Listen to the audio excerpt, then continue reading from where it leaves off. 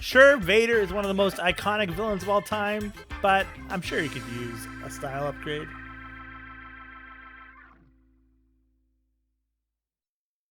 Hello, I'm Patrick. We're going to be doing a style swap of Darth Vader today. And I started with drawing my own just before stream. He's a little wide, but I figured, his life's a bit stressful. He's got a lot of stuff going on with the Empire. Just found out he had kids. You know how it is. Anyways, let's get to the style swaps. So up first, we have Has-Been Hotel. Now, this is a show that just came out on Amazon Prime, and I know it's been taking the internet by storm.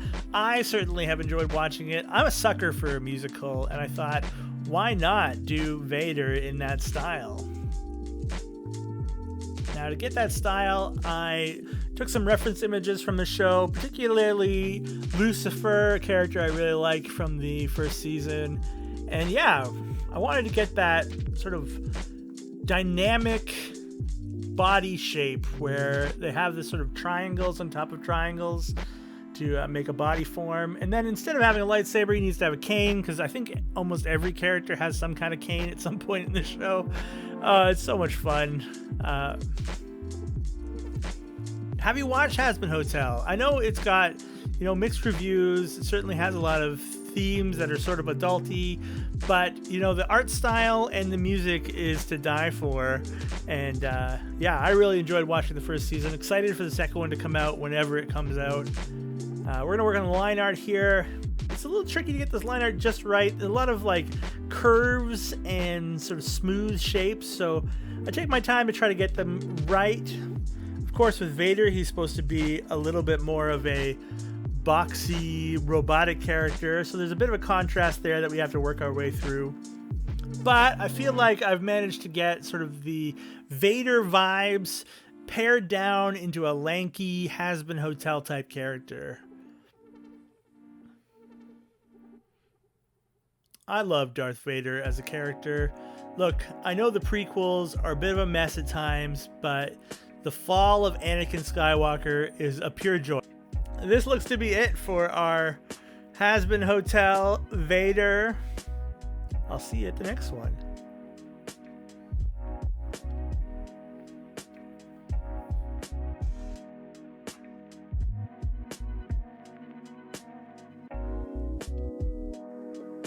Up next is the Tim Burton style. Now, I really wanted to do this because Tim Burton style always results in an interesting take on a character.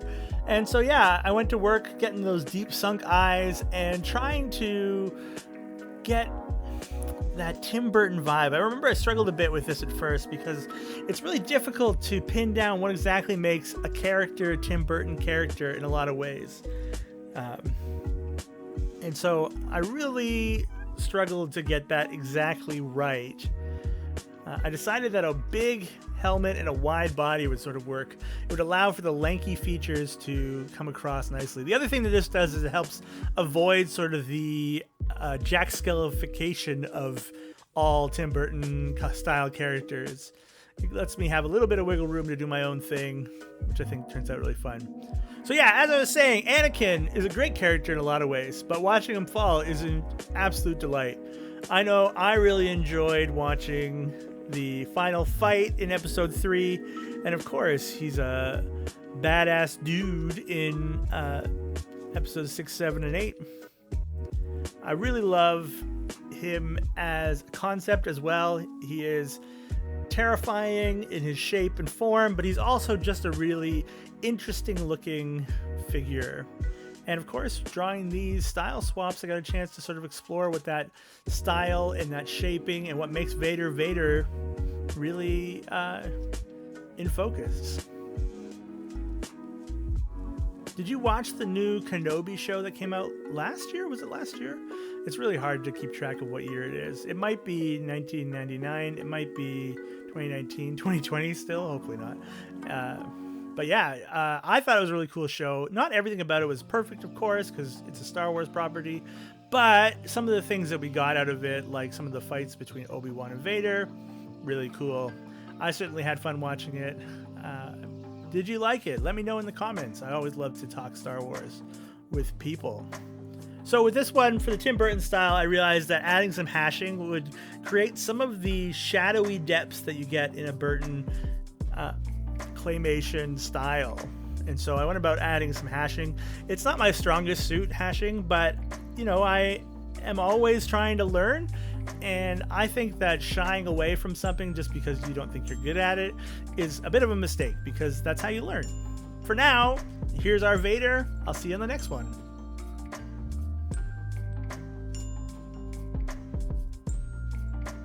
Vader in Powerpuff Girls was the next one on our list. And this, of course, is a bit of a contrast. The Dark Lord versus the cute characters known as the Powerpuff Girls. Sugar and spice and a bit of the dark side, if you will. But I thought it'd be really fun to make a actual Powerpuff Girl style Darth Vader rather than, say, a villain. And so, yeah, we went about trying to get that to work. It's really fun here because, of course, Powerpuff Girls have hair. It makes a lot of their style. And so I decided to use the helmet as the hair and really help build out some of those core shapes. Of course, you needed a cape and all those other things. And I think it turns out really, really well. Did you watch a lot of the Powerpuff Girls when you were growing up? I watched some here and there because I had the channel it was on, and so sometimes on a Saturday morning I would get the chance to watch it and have some fun watching it.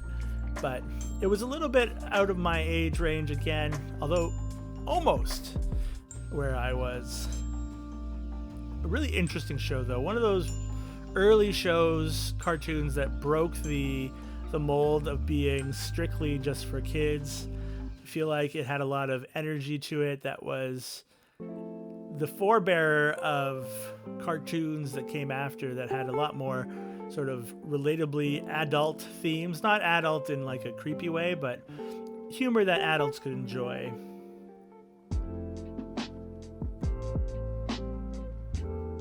Of course, you got to build up these eyes as if they were a Powerpuff Girl, which means lots of circles and lots of shapes. And yeah, we got to make sure that our line art has that thick line style similar to Powerpuff Girls in general, because we don't want to lose the Powerpuffiness. Powerpuffiness? I don't know if that's the right word. Of course, it has to have the black shoes because that's iconic to the Powerpuff Girls. And, you know, I think this is coming together rather nicely. What was your favorite cartoon to watch while you were growing up? I really enjoyed watching Batman the Animated Series and enjoying the whole slate of WB cartoons like Animaniacs, Pinky and the Brain, etc. Dexter's Lab, my jam. All right, here's our Powerpuff Girl Darth Vader.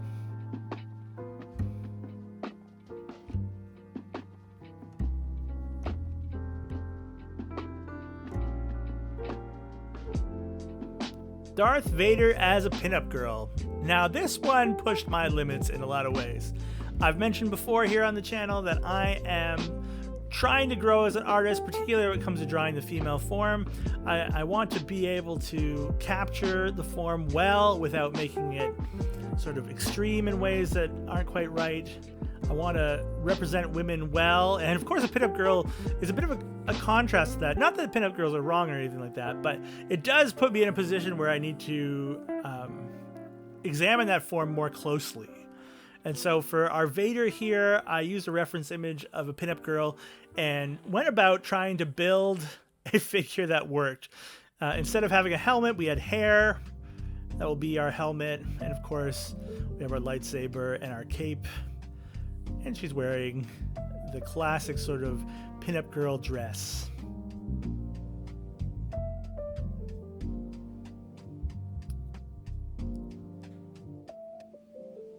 Are you a fan of Star Wars? What is the best Star Wars movie, and why is it Empire Strikes Back? You know, you gotta call your shot early in these sorts of things to build real controversy.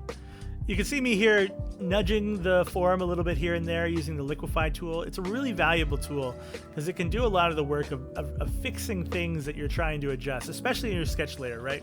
Sketches are all about having the opportunity to try things out, and you can push and prod your sketch as often as you need to. Really easy to use on the iPad and Procreate, And I know there's versions of it in all sorts of other tools. We're just getting our line art in here. Of course, we want to make sure to hold on to the form that we've created without losing too much of the shapes. I really like the way this one ultimately turns out.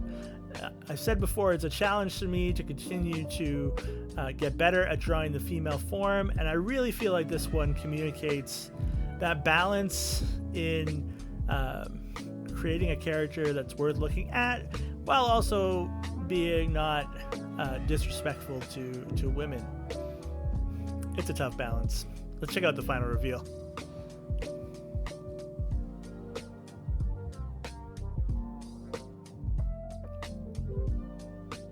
And finally, we have Gravity Falls Darth Vader. Now, for this one, there's only one place to go for inspiration, and that's Grunkle Stan. You know it, right? He's the father figure slash dark horse of the series. Of course, he's not the villain of the series, but he does start the series off as, you know, a real menacing force in the lives of the children. And so I thought we could play on the glasses and shapes and use his sort of body shape to help inform our Vader proportions. Are you a fan of Gravity Falls? I am working my way through season 1 very slowly, unfortunately, but that's just the way it is at times. I really enjoy the style of the show, both in terms of how it tells stories and its sort of freewheeling use of creative ideas just to make a fun and enjoyable thing to watch. Of course, the acting is very fun. I like Kristen Schaal and all those other actors as well. And of course, there's a lot of good humor in it. I've heard it really picks up at the end of season 1, and so I'm looking forward to slowly getting myself there in due time.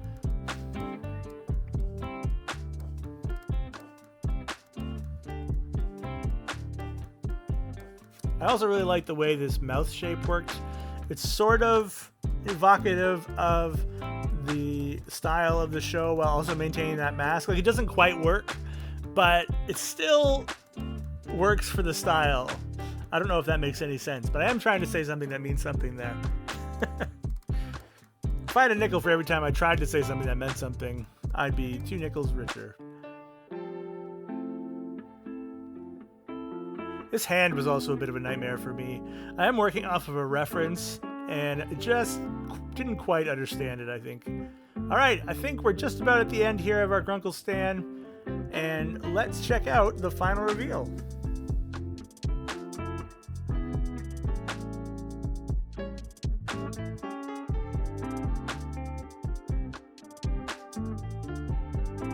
And that's going to be our Vader for today. I hope you enjoyed these style swaps. Which one was your favorite? And who should I style swap next?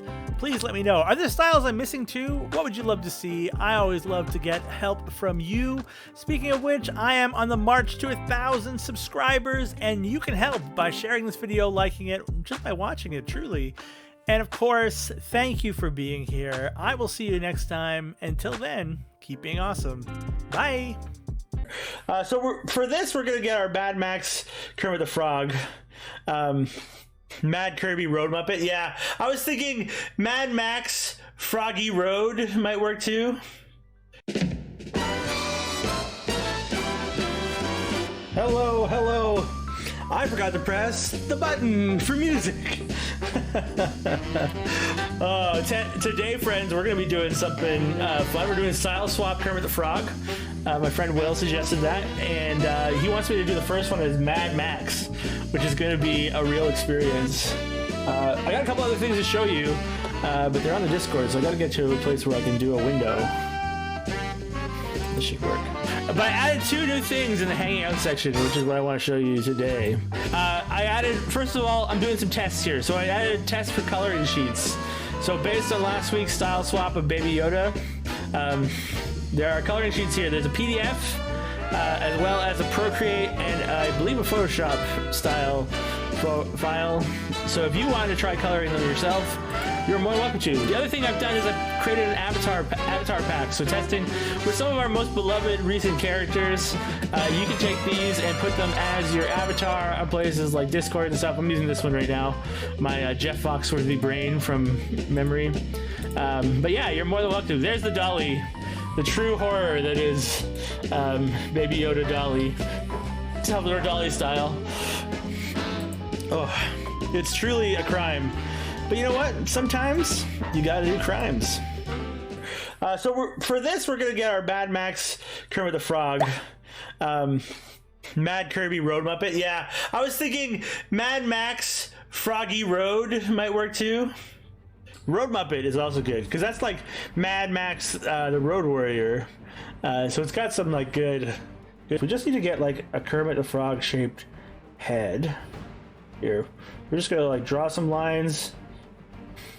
We're gonna do some very basic construction because this one's gonna take a little bit of work, I think. Make the sound effects of the lines you need to make. So the second thing that Kermit needs, which I learned last night, is definitely needs big old eyes. One of the things I think we want is we're gonna have to like a mohawk. Yes, thank you. I was thinking a mohawk would be perfect. Let's darken around the eyes. We're just sort of sketching in here some ideas before we go too far, because everybody in this world seems to be dirty and gross. I also really want to get him one of these things, which is iconic to Fury Road. This sort of like fork and tine face mask thing.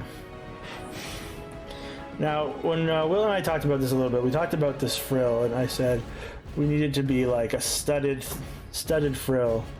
So we're gonna like get some like spikies on here. We'll draw them more accurately later. Now, I wanted to put him in like a full like leather jacket. Because it looks like everyone just wears like really big jackets in Mad Max, right? You gotta be cool road warriors and stuff. And then he's gonna be wearing fingerless gloves. It'll be a little bit grosser than this probably. We're just getting some of this construction in and out of the way. Hannibal Lecter Kermit. Almost. Might be a good idea to wear pants in case you fall off of your car. Yeah, it might be a good idea, but Kermit the Frog is a badass road warrior. This is a Mad Maxian Kermit the Frog, courtesy of... You might wear boots. Oh, that's a weird foot for Kermit the Frog. I think actually instead of having his Kermit feet, we're going to put him in big boots. Because that feels also very road warrior. Because then you can have like road warrior boots that like do this kind of thing. This does now have like the energy of like a child who put on their dad's leather jacket, but that must be appropriate. I'm gonna get rid of this line. I think this line implies pants in a way that I don't want it to. We're just gonna come down here and draw a tattoo, and then that'll probably be it for Kermit today, or like this Kermit.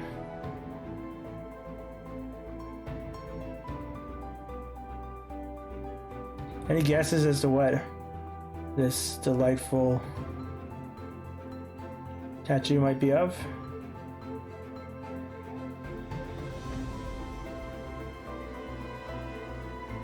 It's a pig. Presumably one very special pig. Mad Kermit Froggy Road. Our dystopian Kermit the Frog is officially ready to join the fray here. Where is there a line there that...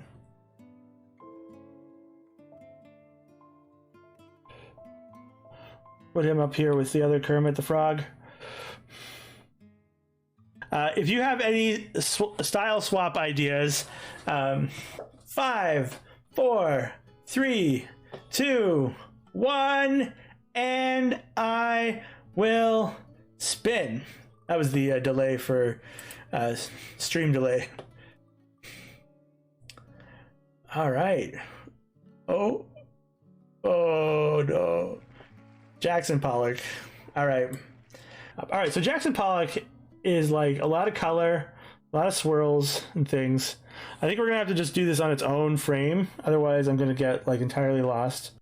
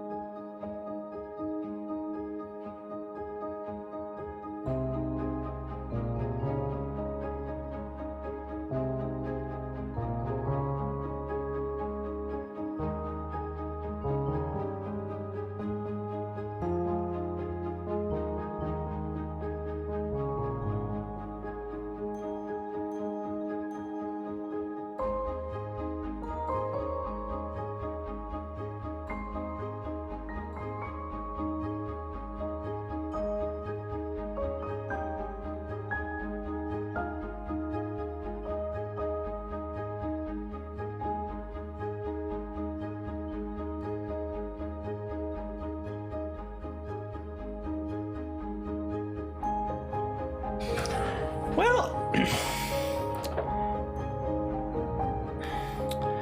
Jackson Pollock, Kermit the Frog. We'll call that a success. It's not an unsuccess. It's an unsuccess. It's not a failure. It's... Kermit's in there. Like, if we do this, that's Kermit the Frog, baby. Baby! Click. Go! Oh, sorry, Martin. I missed it. Oh, we might got Kawaii Kermit. I'm happy with that. Kawaii!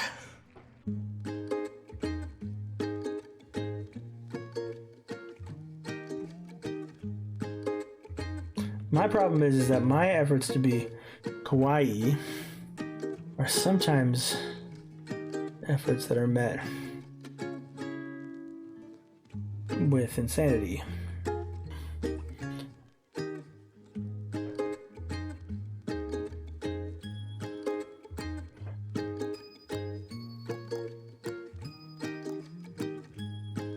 Excellent. The most wild Kermit is probably the Jackson Pollock one, followed by the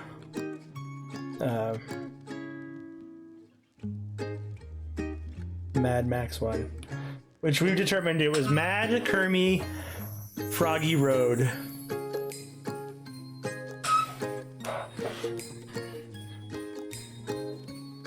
Okay, so now we need to cut out really giant space for the kawaii eyeballs.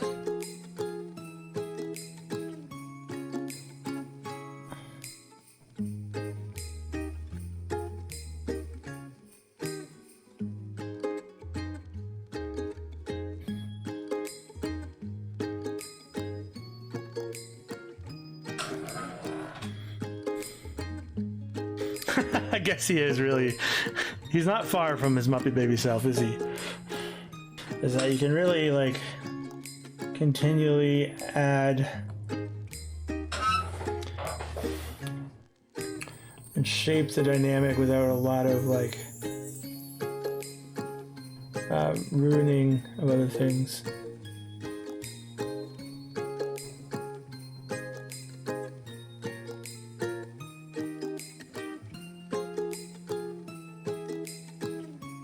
probably just gonna group and flatten this. Call it complete. It's not often that we choose to render on stream. I don't know how we feel about the live rendering.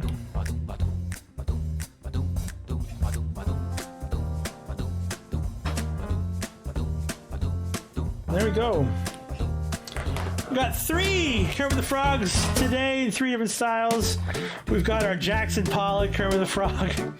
We've got our Mad Max, Mad Kermit, Froggy Road, and then of course we got our Chibi Kermit the Frog, as well as the OG that I drew before the stream. This has been a fun one. Okay, it is.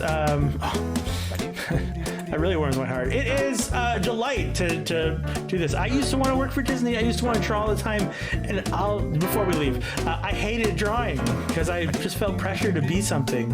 And through sculpting and through streaming, I have developed a weird sensibility that, like, what matters most in art is making and not perfection, and actually imperfection is its own style. I would call none of these pictures we drew today like particularly perfect in the way that I want perfect to be, but they're fun and delightful, and finishing them goes the long distance.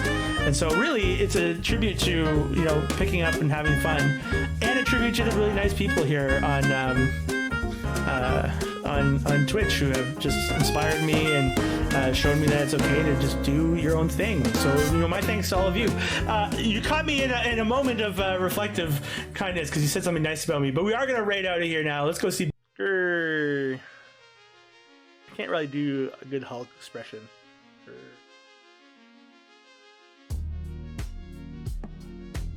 Hello.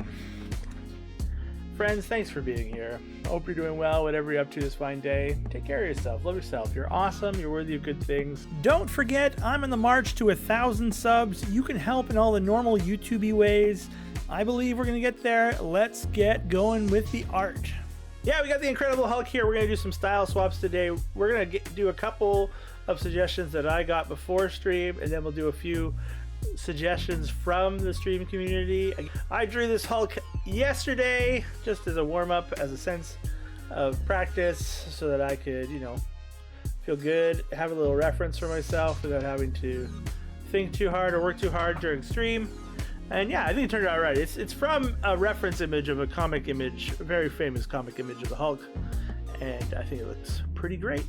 But he's a big green boy, and he's gonna look great as we do him in various styles. We're gonna kick off with Rick and Morty. So the Hulk is, if from Rick and Morty, is gonna be quite simply Rick and Morty Hulk is an interesting proposal. The show has lots of monsters, but they tend to be blobs or alien to the extent that they don't have much human form, and I love the style. But translating Hulk into the Rick and Morty style, I needed to balance the humanness with the monstrous nature of Hulk, and I think the end result works. I hope you enjoy the time lapse.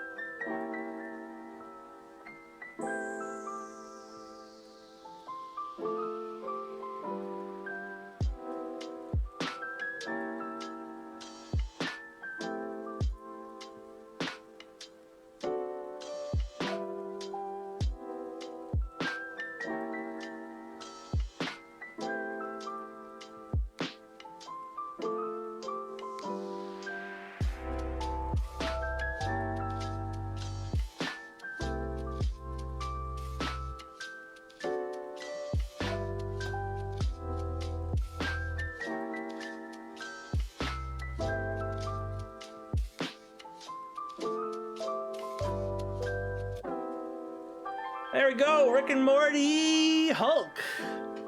Looking good. Let's put him beside the OG. I think if we're not entirely accurate, we're pretty darn close.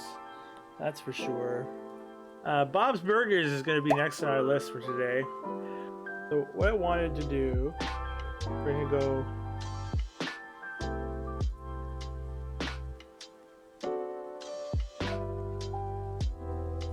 Bob's Burgers remains one of my favorite shows, and drawing in the style of the show can be wild. I used some Teddy vibes to help with the facial features, maintain that spoon shape, but a real wide spoon, and I love the results. I hope you do too.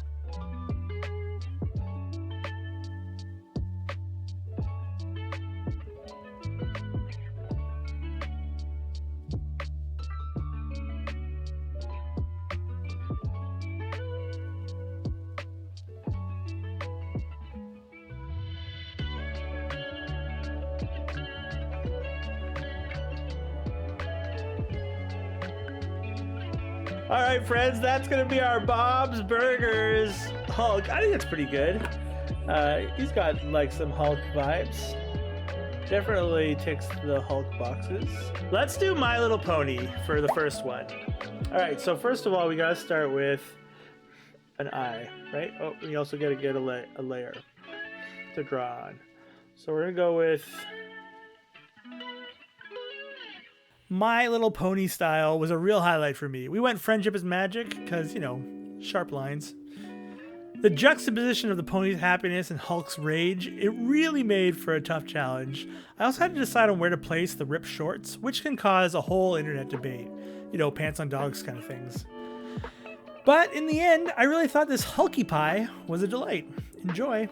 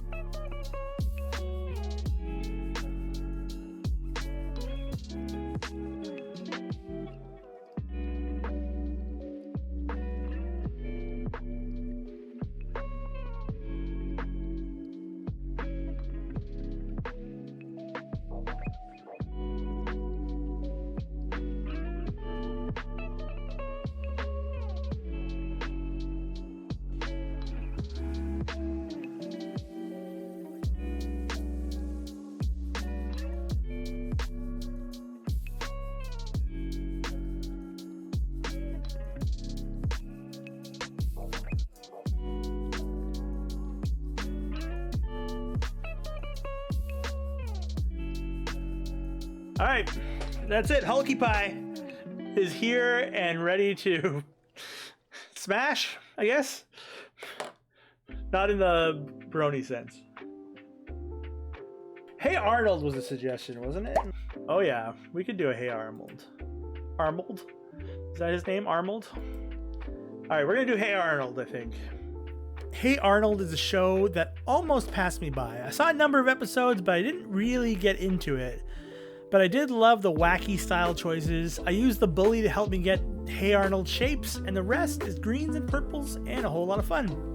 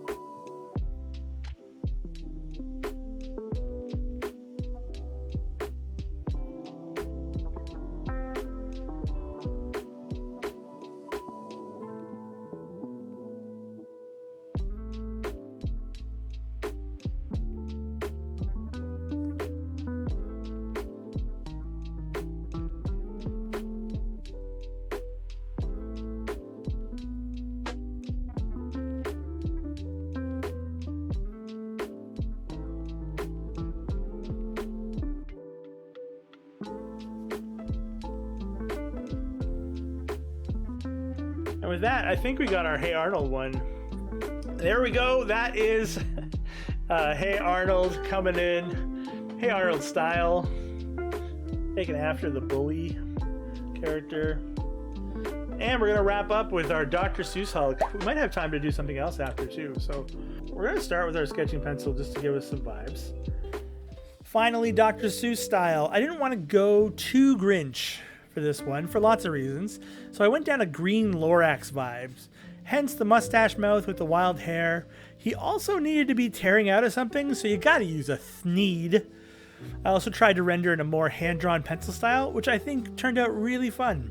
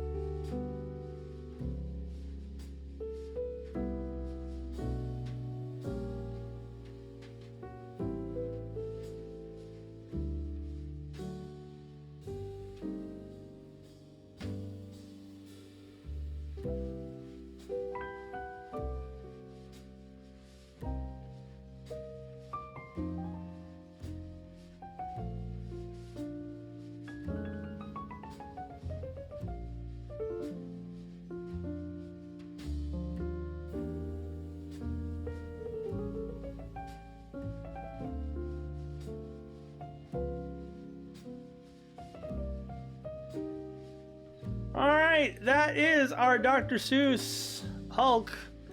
I'm not entirely sure what he is, but he exists, so that's a thing. And that's it for our Hulks. I hope you enjoyed the video. I'm a lowly artist, just trying to have fun on the internet. If you liked the video, you can help me on my march to 1,000 subs by subscribing, sharing, or liking the video. That is all great, but honestly, you being here means the world to me. So thanks for watching. Until next time, keep being awesome. Bye!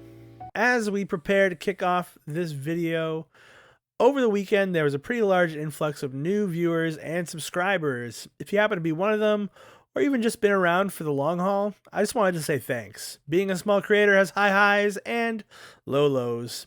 And those of you choosing to support the channel are definitely the highest of heights for me, so thanks, and enjoy the video. Hello. I'm coming to you via voiceover today. It turns out some of my audio quality last week on stream was not as good as I would like. And rather than frustrate you with words that are slowly disappearing or words that are not there at all, I thought I would go full voice over. Today we are doing the Grinch in various styles. These were a lot of fun to make. Before stream I drew an original style Grinch from the most recent movie version, and I used that as a basis for all the rest of them. Let's rock! We started off with the Tim Burton style. I really wanted to do this to challenge myself to really hone in on what that style looks like when drawn, because it's a sculpted 3D style that relies a lot on depth and shadow, and recreating it as a drawing takes a lot of choices. I ended up going with a lot of dark colors and very elongated shapes, which really helped make the whole thing work. I think it's definitely getting somewhere by the end, and I'm really happy with how it turns out.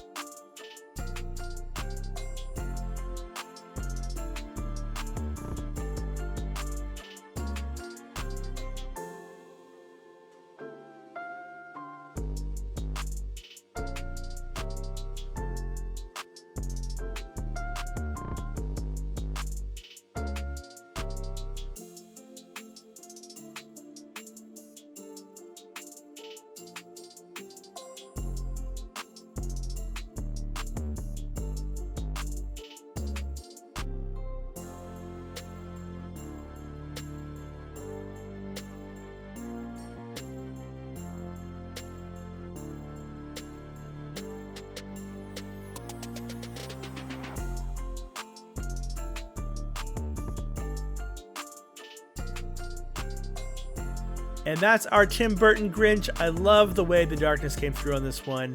I definitely feel like I'm narrowing in on the style that I like here. Up next is the Disney princess style. I wanted to hone in on primarily a Disney style when I started off. It's a tough style. There's lots of sort of detail and realness to it that is difficult to balance in the cartoony style that they use. And it's not my strong suit. I wasn't planning on doing princess at first, but as we started getting going, someone was like, they need to have a dress. And so I thought that's hilarious, and we just went for it. There was a pretty big debate about the color of the dress. We were like, should it be dark green? Should it be, you know, like a distinct color? And then we had the realization, of course, it should be Santa styled with white and red. It does look quite a bit like the dress from Mean Girls when they sing Santa Baby. And yeah, we're just gonna own that and let that be.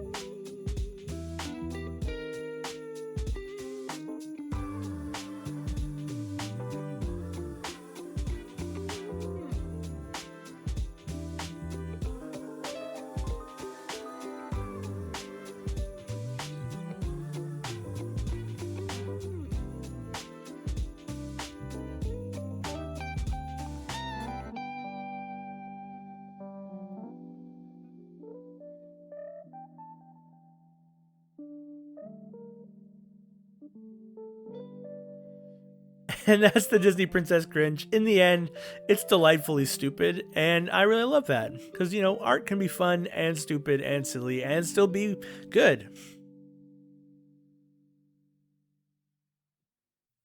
Up next, we have the suggestion of Adventure Time.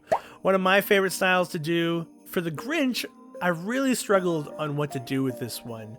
I started with like a human-y vibe, and then moved to sort of the Jake the Dog kind of style. And I couldn't really land on how much detail to include, because Adventure Time is such a simple style, but the Grinch has so much fur and other things. And in the end, I decided to go very simple and land on a Jake the Dog style that really won out. And the end result is pretty fun and very Adventure Time.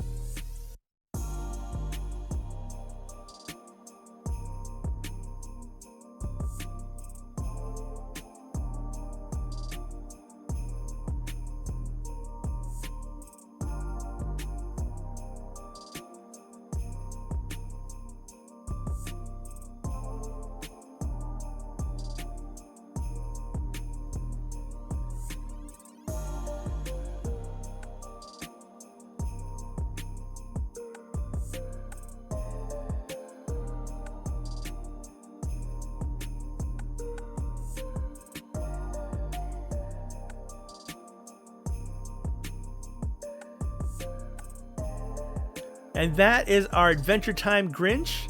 It may just be long-legged green Jake, but it's cute.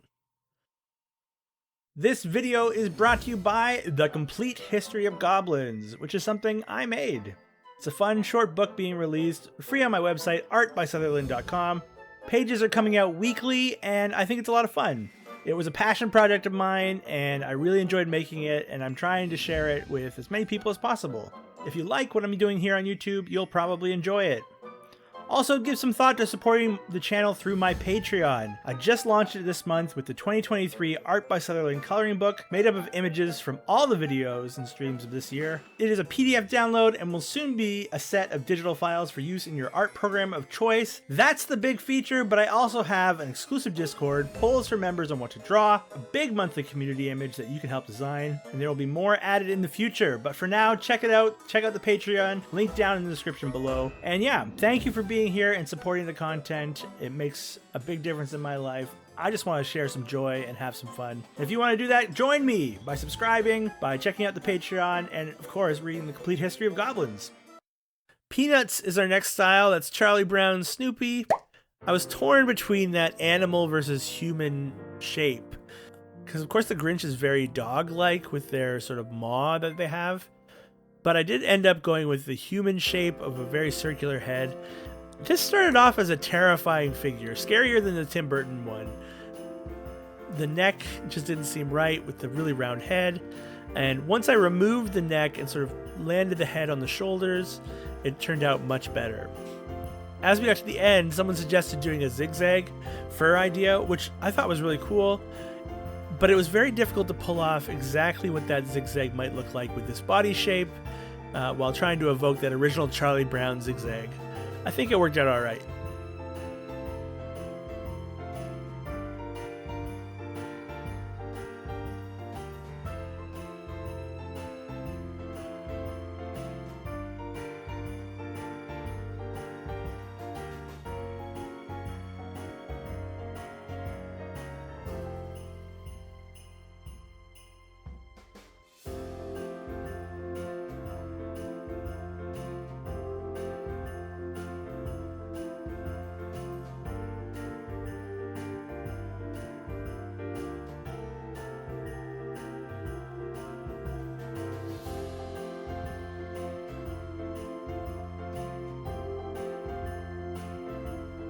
That's the Peanuts Grinch. I really do like how this turned out, and thankfully it didn't remain an absolute horror.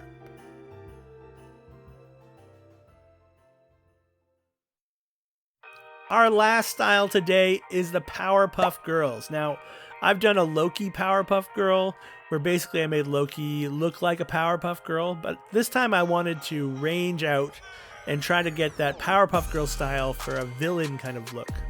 So I went with a Mojo Jojo energy, and I really feel like it came together.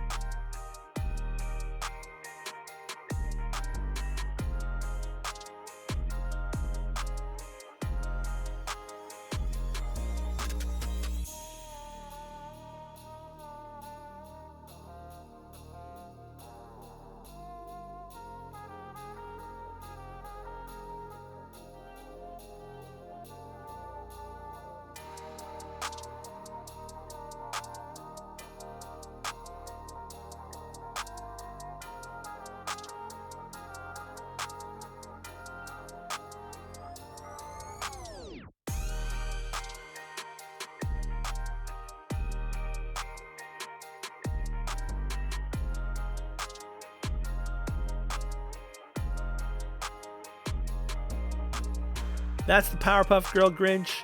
Very Mojo Jojo, but I think it screams that TV show style, and that makes me really happy. And that's all of the Grinches for today. Make sure you let me know which one was your favorite.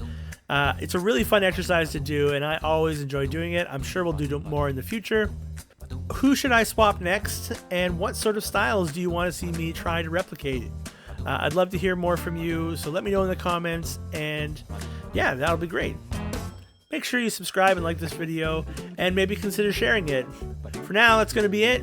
I hope you had a great time. Thank you so much for being here. Until next time, keep being awesome. Bye! Raphael, as if he was in King of the Hill. This poor Raphael has issues, I think, to work through. But hey, if anyone was going to work through it was going to be this one.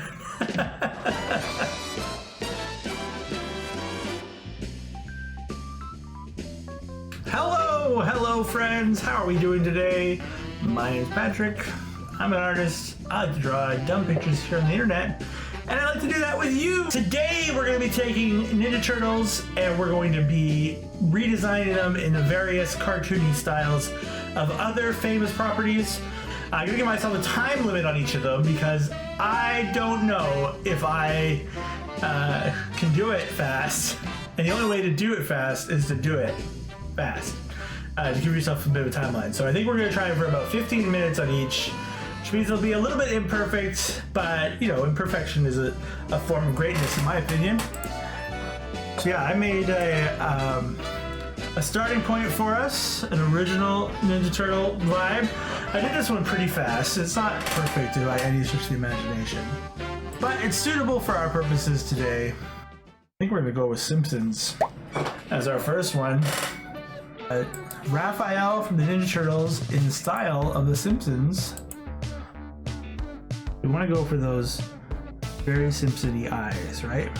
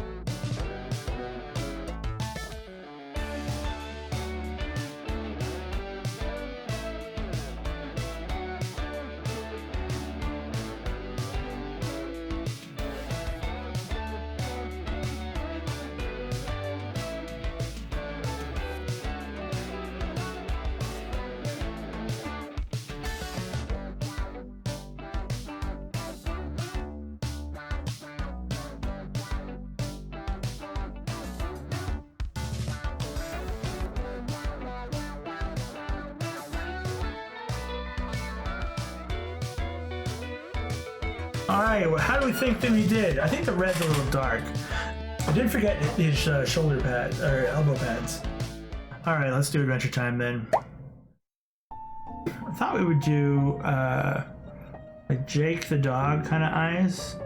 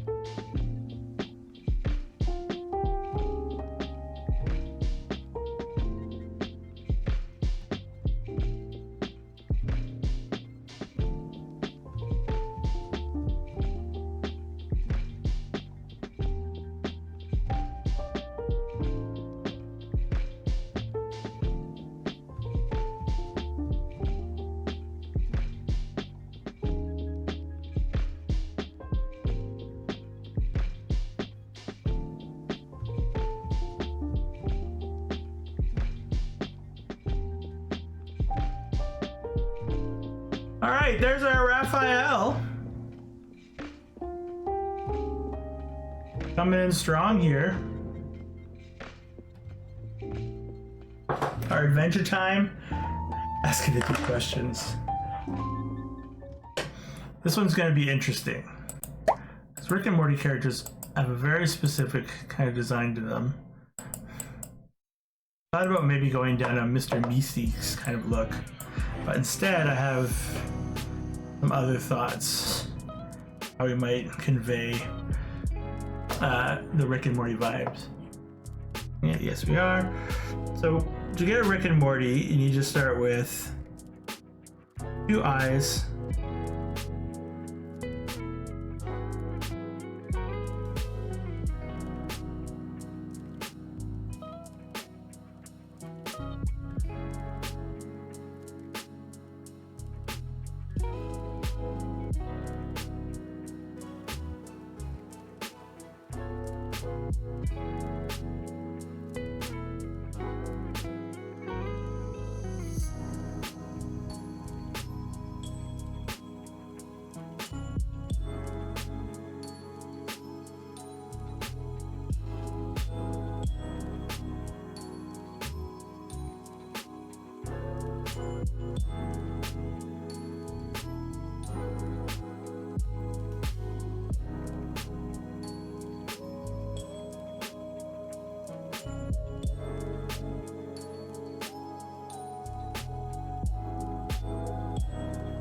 Here we go! Raphael from the Rick and Morty universe. Feels like on brand. Ninja Turtle, we've got our Simpsons style, we've got our Rick and Morty, we've got our Adventure Time style, and now it's time for a Bob's Burgers style. Now, are you guys Bob's Burgers fans? Am I the only one who deeply loves this show here? I think it's one of the best cartoon shows out there. Now, the first thing you need to know about a Bob's Burgers character is they're all spoon-shaped.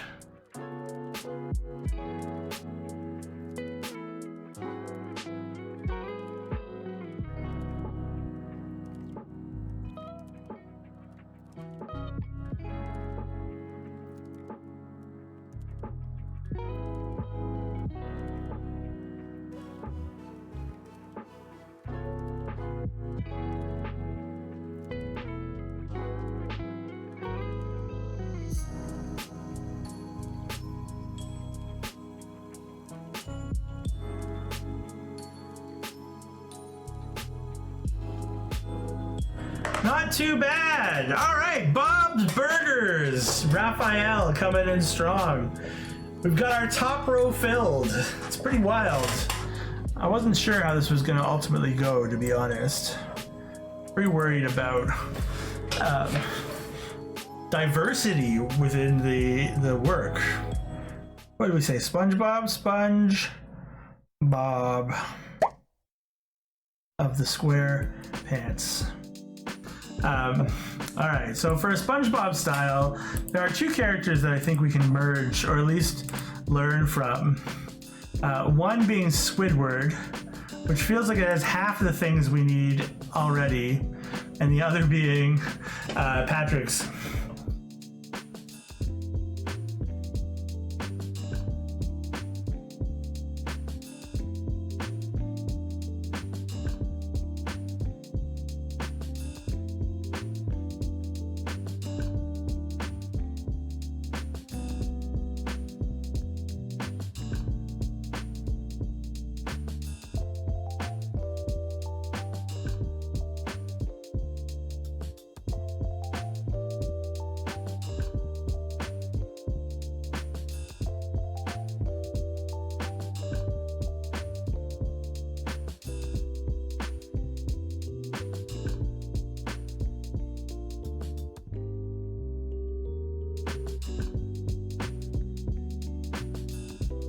There we go. SpongeBob Raphael. Raphael star by all accounts. You can join the pantheon of our other creative endeavors so far today. This is going to be a very human Ninja Turtle, I think. Damn it, Bobby! I'm just going to do that the whole time, okay? Just a very human-esque shape for a head.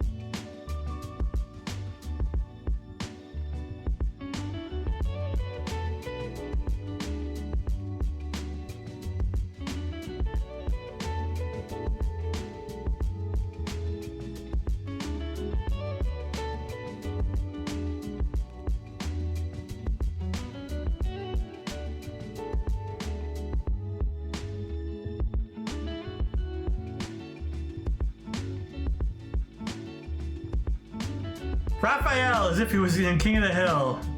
This poor Raphael has issues, I think, to work through. But hey, if anyone was going to work through it, it was going to be this one. We'll just put Foster's Home for imaginary friends in big, bold shapes for our figure here.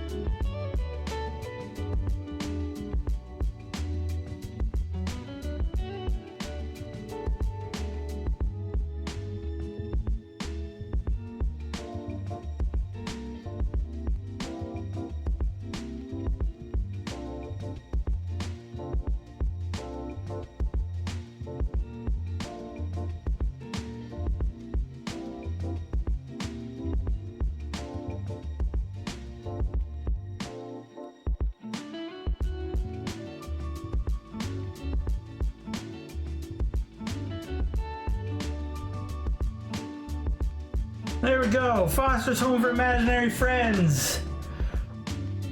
Coming in strong. Took us a little longer than expected. We might go a little long today, but that's okay. You can catch us a vibe. And now I think we're going to do a Tim Burton version, which terrifies me, but sounds very fun. So why not do the thing that scares you in life? That's my suggestion to you. Not because it's easy, but because it might be fun. But let's start with getting some shapes down. So we're going to start with a head shape.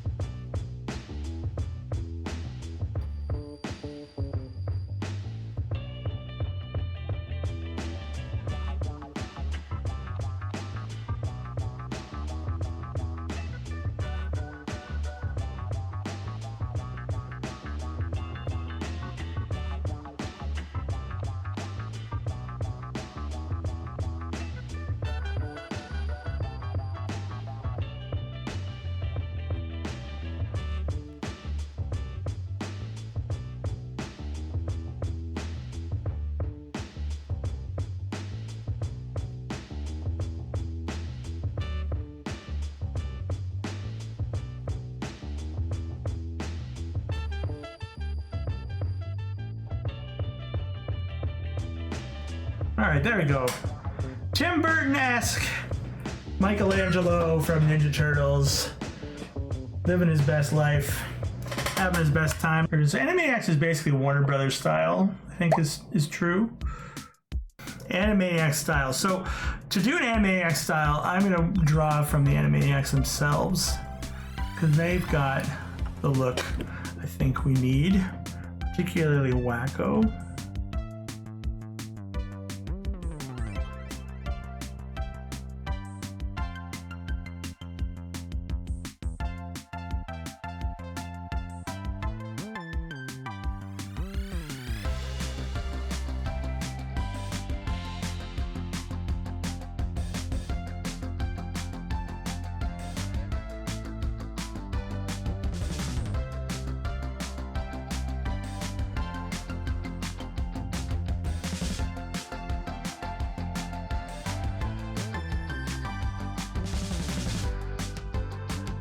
There we go, we've got an Animaniacs style coming for us. I think I'm happy with this. There's a few problems with it, but I am at the end of the time I have for today, so I should move towards wrapping. Friends, thank you so much for hanging out with me. Let's get ourselves ready to say our goodbyes. All right, let's take a look here, friends. We made these delightful creations. Yes, it's Raphael in 10 different styles. We've got our original style coming here in the corner. We got our Simpsons style, our Rick and Morty style, our Bob's Burgers style, our Adventure Time style, our SpongeBob style, our King of the Hill, which again, wow, it boggles my mind that this is what we created today. I love it, but it's weird. Foster's Home for Imaginary Friends, Tim Burton style, and of course Animaniacs. What a day it's been! I hope you had a good time. We'll probably do this kind of thing again in the future. Thank you so much for being here today. You have been a delight. You've made this stream super fun. And without you, I would just be a sad old man on the internet drawing weird pictures by himself. And now I get to be a sad old man on the internet drawing pictures with you. Well, all right, friends, that's going to be it for today. Thank you for being here. And of course, till next time, keep being awesome. Bye. We're mashing and smashing the Ghoul from the new Fallout TV show and some style swaps that I really enjoyed. Come check it out. First up, we've got The Simpsons, because, you know, The Simpsons is the classic era of cartoon television, and I really like drawing in that style. So we got to get the two eyes going nice side by side. It's a little weird because, like, The Simpsons have very distinct noses, and the Ghoul doesn't have a nose, right? He just has the nose cavity, and so we have to try to fix that, contextualize it with The Simpsons, and I think what I ended up with worked out pretty well. The Simpsons have done zombies before, so it's not like I'm working from absolutely nothing here, but it's not entirely the same as their zombies, because ghouls are a little bit different, right? By the way, my name is Patrick. I'm an artist. I love to draw fun pictures here on the internet. I like to challenge myself and do all sorts of fun things. For instance, style swaps. If you like that kind of thing, if you want to be a part of a community that is art positive and just here to have fun, please consider subscribing, drop a comment, say hello. We're nice people. We don't often bite, but unless we're ghouls, maybe we will. That's a sad joke. All right, anyways, let's get back to the art. You can see me getting the line art in here. It's going nicely.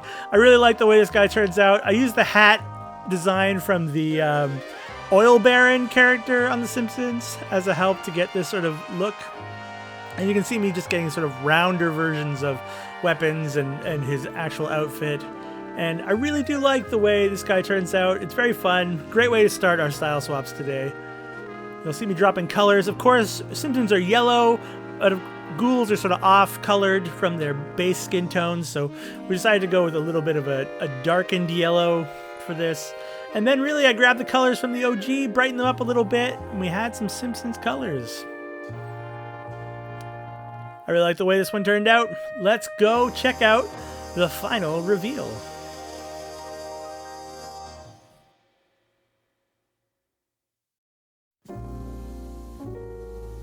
Up next, we have Peppa Pig style. Now, this is an odd one, obviously. Peppa Pig and a post-apocalyptic wasteland doesn't really go together, but there's something about that nose, you know? Peppa Pig characters really have an emphasis on their nose, and I thought it'd be really funny to get the nose cavity on a Peppa Pig-like character, and the result is one of my favorites that we do this entire video.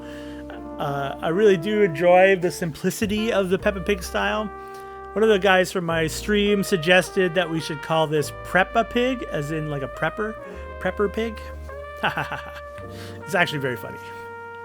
Peppa Pig is one of those shows that I've watched a fair amount of, but only in like intense spurts. When my niece is coming to visit or something like that, we'll watch some Peppa Pig back in the day.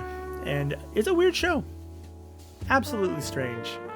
But it works well for this style for whatever reason, and it really evokes a fun Ghoul. Are you enjoying the Fallout TV show? I've managed to watch the whole first season already. I really got into it. Super fun, delightful. I love the choices they made about the style. I love the story they're trying to tell, and I look forward to seeing where it goes in future seasons. No spoilers, of course, in this video, but I really liked it. If you haven't had a chance to watch it, you probably should, because it's pretty great. The Ghoul, Walton Goggins himself, absolutely fantastic. I've always enjoyed him in a bunch of the stuff that he's done, and this is just the apex, where he gets to be both sarcastic, horrible, awful person, and have a heart of gold and be an interesting character with a lot of quality acting. So we'll check it out. Heart of gold, maybe not. I don't know. You'll see. I think that's going to be it for our Peppa Pig. Let's check out the final reveal.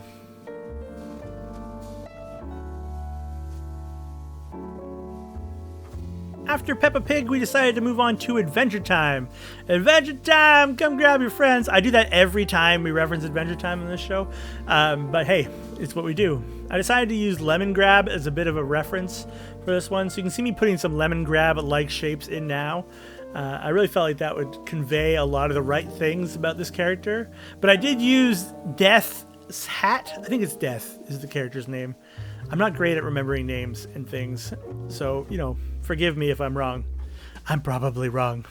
But yeah, the Ghoul is a fun character to draw in this style because you get to really play on some of the ideas of being like lanky and emaciated, but in a different way that isn't entirely like based on being disgusting, right? Like the original Ghoul is meant to be this horrific, destroyed being, Ghoul, if you will. And now with the Adventure Time style, it gets to be that, but it also gets to have its own charm and vibe. And I really like that for this character. What is your favorite Fallout video game? I got into Fallout in Fallout 3, and I really enjoy Fallout 3. There's something about the Americana of being in Washington, D.C., dealing with sort of the ideals of nationalism and militaristic things. Obviously, a lot of Fallout is a commentary on military and war. And a bunch of diverse perspectives, and so it's really interesting to have that location and to tie it to American history and this alternative history that Fallout is. And so that was my favorite. I really enjoyed Fallout 4 as well, but I enjoyed it probably for different reasons. Just as a game, it was functionally just a really interesting, fun world to be in, and I always love a good vault. You can see we're getting the colors in here. You know, I want them to be a little brighter than the colors of our original, but I am using the original to get us our base colors. And then I just go into the settings and tone up the hue and saturation just to get a little bit more cartoony, a little bit more that Adventure Time vibe. And in the end, I'm really happy with what we come up with. Let's check out the final reveal.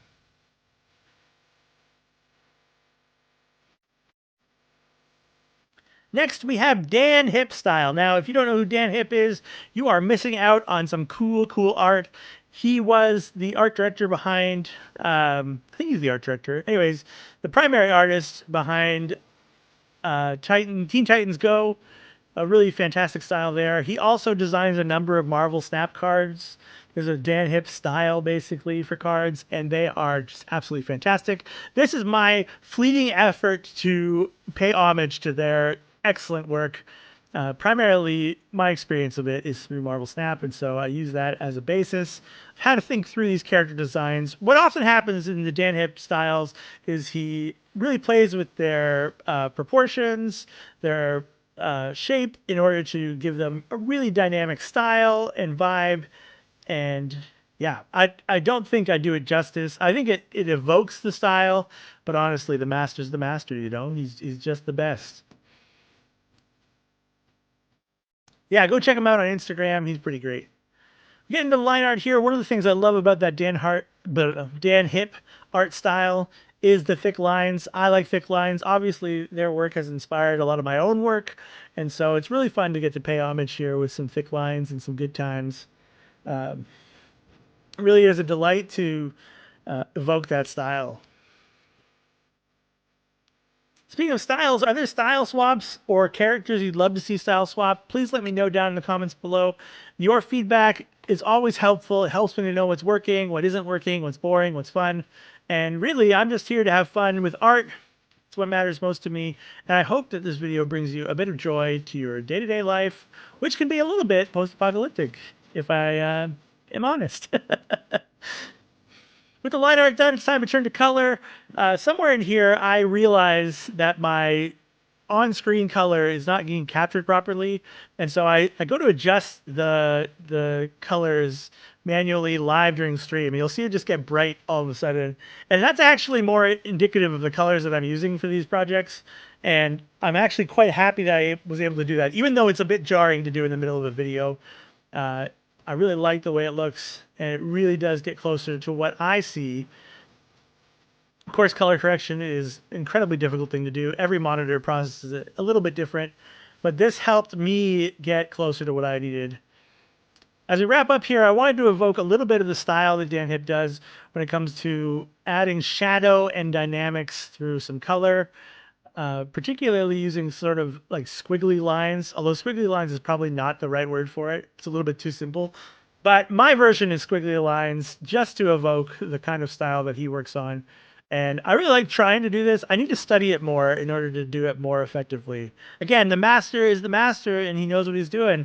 But it was cool to try to start thinking about what those lines look like, how they work, how they function, how they give form and dynamics.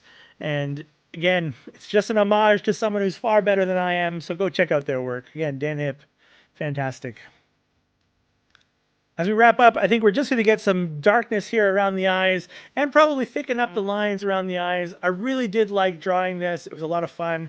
And again, I really like that Dan Hip style, so I won't stop talking about it until this section is done. But for now, I think we are basically done. Maybe? So let's check out that final reveal.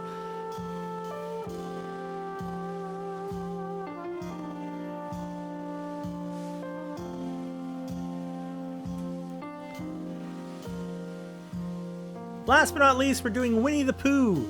Now, I didn't want to go down the Disney route. I wanted to go back to the OG Winnie the Pooh sketches from like in the books that originally came out 100 million years ago or whatever that was. So this is going to be dramatically different than our normal style. It's only going to be inked and hashing to get the style to work the way it should work. You see me struggling here with the sketch. Look, sketching is all about taking the time to try. Right? You can do it wrong a million times while you're sketching, and it doesn't matter because nobody will really ultimately see the thing that went wrong. You just get better and better at refining your image. And so, yeah, I'm doing a Christopher Robin Ghoul here, just happy out in the wasteland, deep in the 100-acre wasteland, where the ghoul plays. You'll find the radiated neighborhood of the ghoul's days. Sorry. I also thought that this would be a great time to include a companion because, of course, Winnie the Pooh is a big part of that world. And I wanted to get Dogmeat in there. I realized soon thereafter that Dogmeat should have ears closer to a German Shepherd, I think. Like the pointy upward ears. So we got to fix that eventually. And yeah, you can see me getting in here with the line art, really trying to stay fast and loose, trying to evoke more of a natural pen than, say, the perfect lines I try to draw with my digital pen.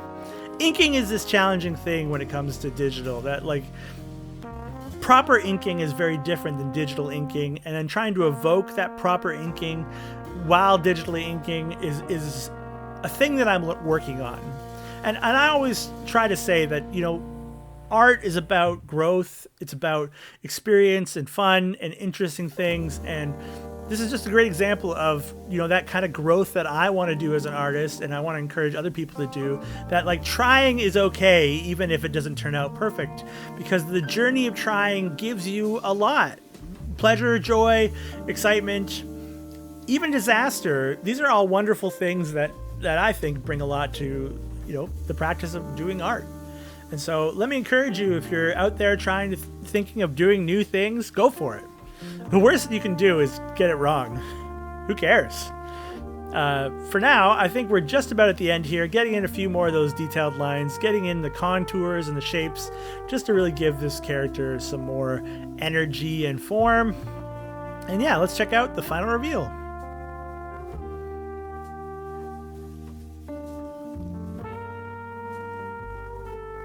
And that's going to be it for our Ghoul style swaps today. I had a lot of fun with this one. Again, I'm really enjoying the Fallout TV show.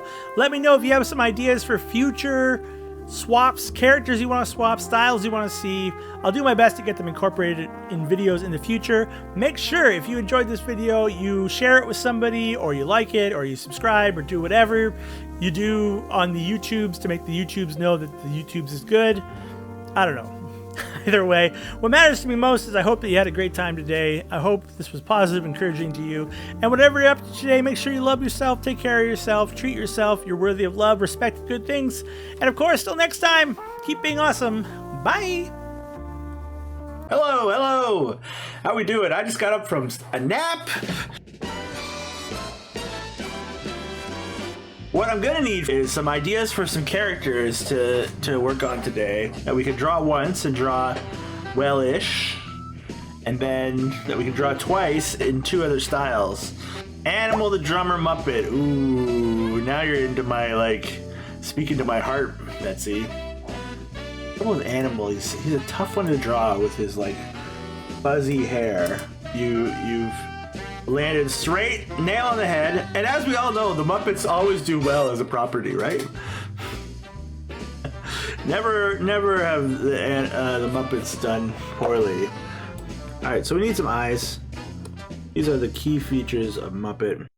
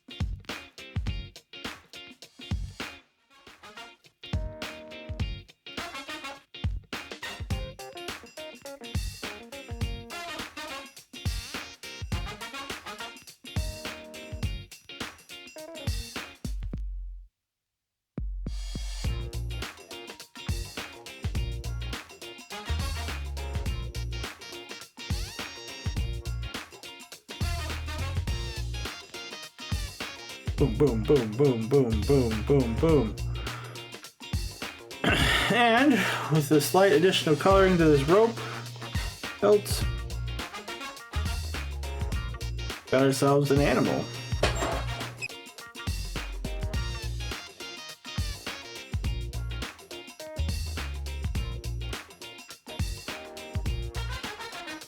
Now the question is, what other properties slash character styles should we put him in? Oh, Doraemon. Okay, I can do Doraemon, I think. Am I saying that right? Doraemon. It's gonna be animal from the Muppets in Doraemon style. I think it's gonna be pretty fun. Because Doraemon has very simplistic shaping.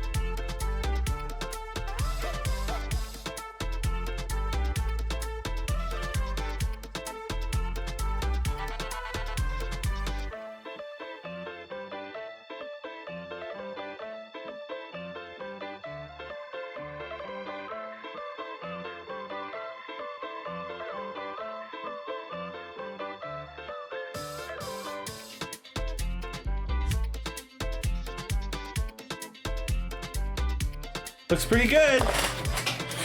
Doraemon, Faso Latido.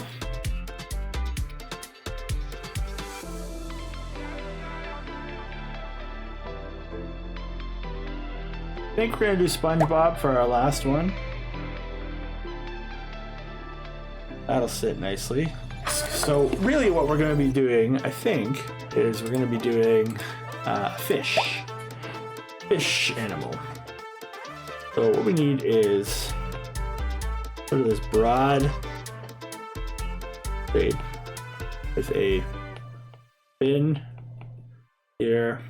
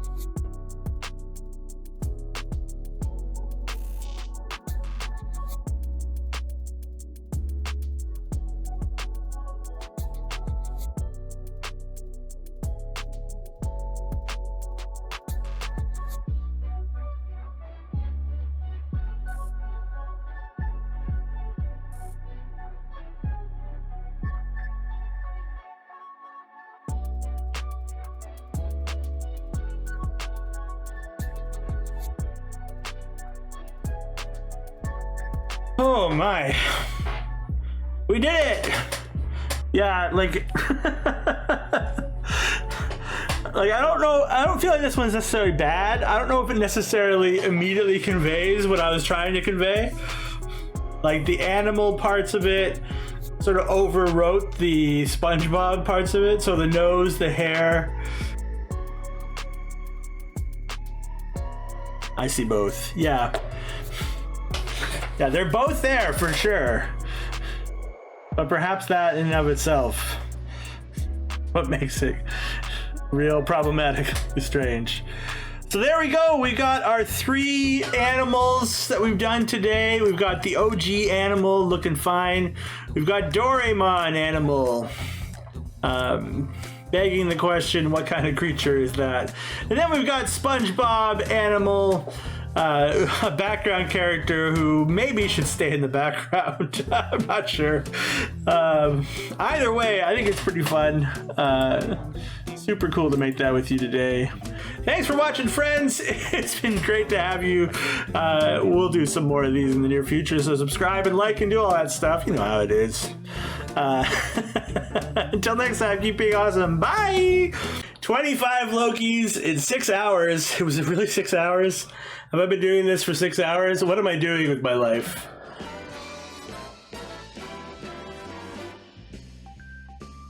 We're going to try today to accomplish this goal and to accomplish it in a timely manner in a way that I think I can do it.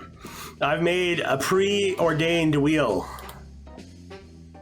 24 styles. We've got Bluey, Bob's Burgers, Dexter's Lab, Disney, Dragon Ball Z, DuckTales, Fairly Odd Parents, Family Guy, Gravity Falls, Hanna-Barbera, King of the Hills, Looney Tunes, Minions, Over the Garden Wall, Powerpuff Girls, Rick and Morty, Samurai Jack, Simpsons, South Park, SpongeBob, Studio Ghibli, Adventure Time, Arthur, Batman, the animated series, and that's all of them. We don't have time to mess around. This is a work stream, which means we got a schedule to keep. My boss is on me if I don't do this. So I do an original Loki. I did a Loki for president because I could do. I opted in the end to go for my style of Loki. And so it's iconic to the TV show and iconic to the comic books too. And I did it in my own style because I can't draw Tom Hiddleston.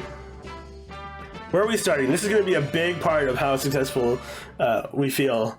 If we start somewhere that is really difficult, we'll be in for it. South Park.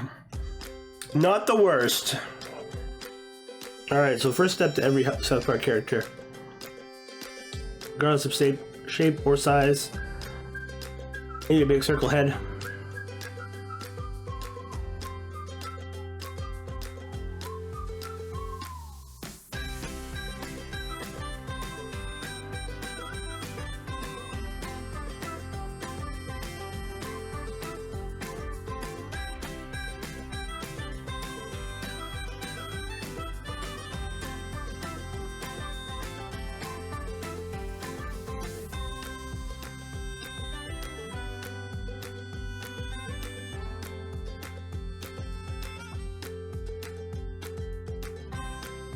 And there we go. We got Loki in the South Park style.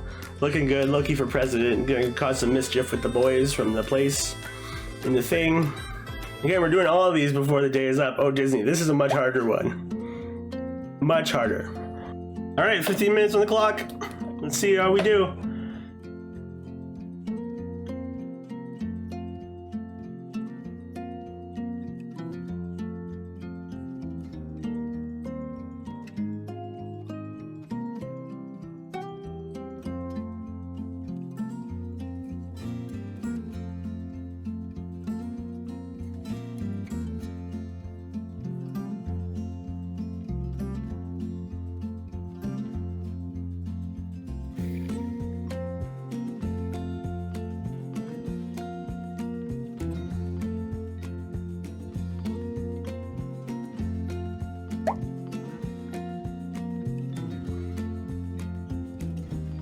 Could look something like that.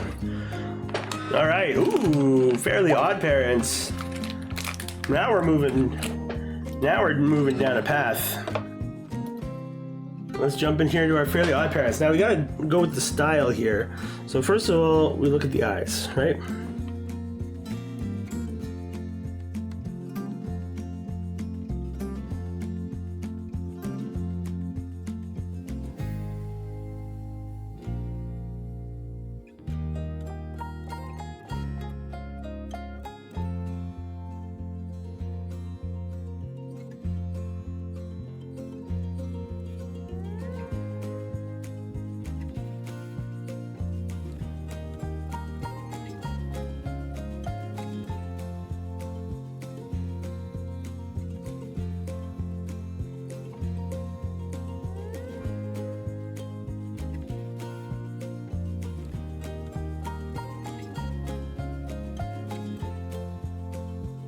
All right, that is our Fairly Odd Parents. Our Fairly Odd Parents, Loki coming in strong here. He's got an energy.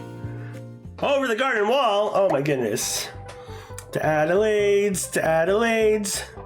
We're gonna get an Adelaide parade. You just gotta go with your gut.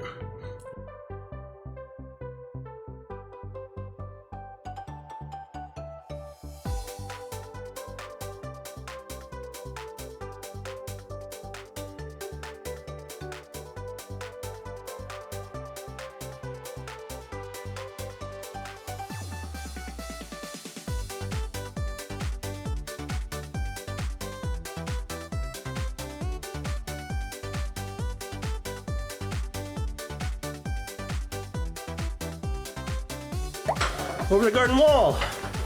Over the garden wall. Over the garden wall. If you ever get a chance to watch, it's only short, so it's like 15-minute episodes. There's like 10 of them. Very similar to Adventure Time because it's people. It is just charming and cute and fun and really deep into Americana, that vibe of fall. Arthur. And I said, hey, it's a wonderful kind of day where we can learn to sing and play and get along with each other.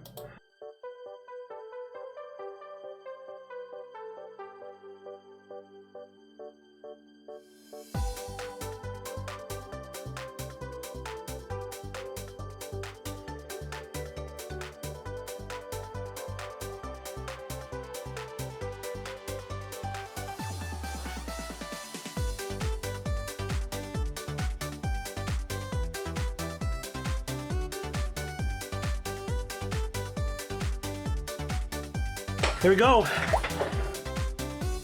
Loki from Arthur. Some serious Mr. Rapper vibes. Making progress.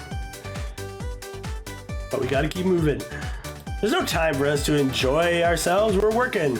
DuckTales, ooh. DuckTales, ooh. How many times in a 15-minute period do you think I could sing DuckTales, ooh?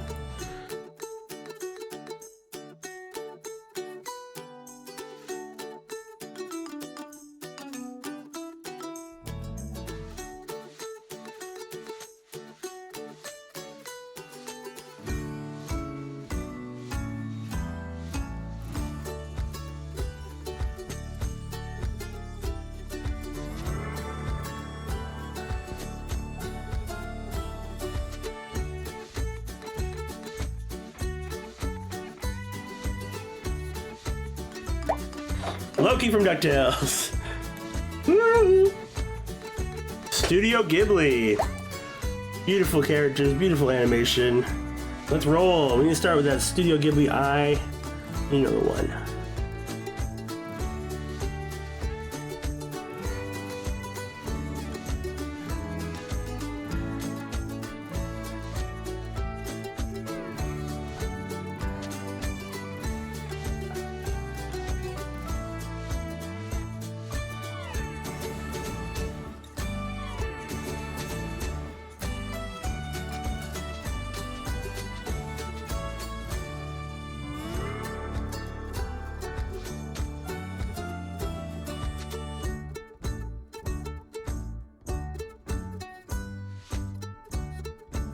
All right, there we go. Studio Ghibli, Loki, coming at you strong.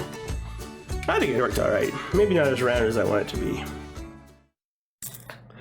Powerpuff Girls. All right. Start by getting a nice oval here.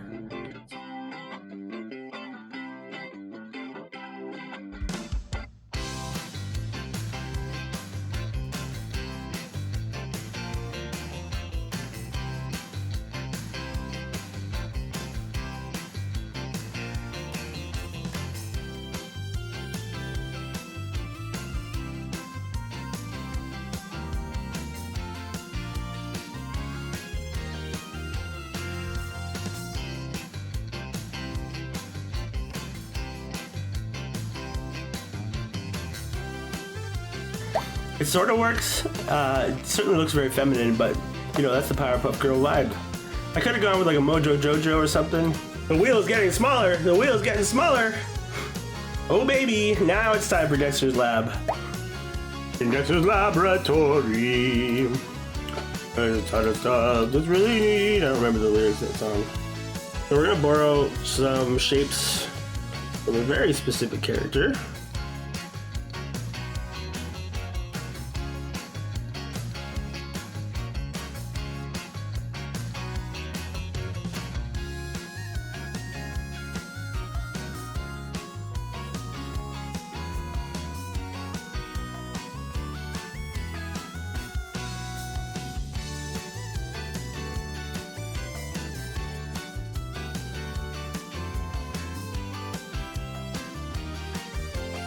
And what's that? That is a Dexter's Lab style Loki.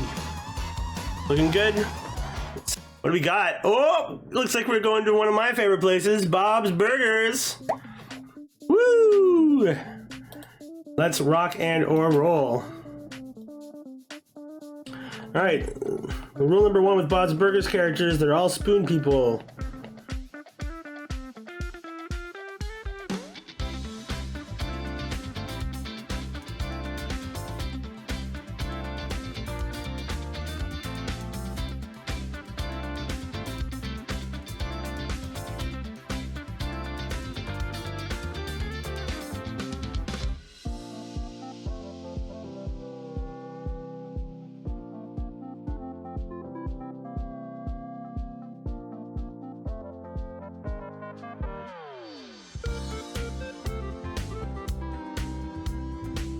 Bob's Burgers coming in nice and strong. Happy to see that. Like we're going to SpongeBob. So we're gonna go like sort of true to Squidward. We're gonna start with the head shape.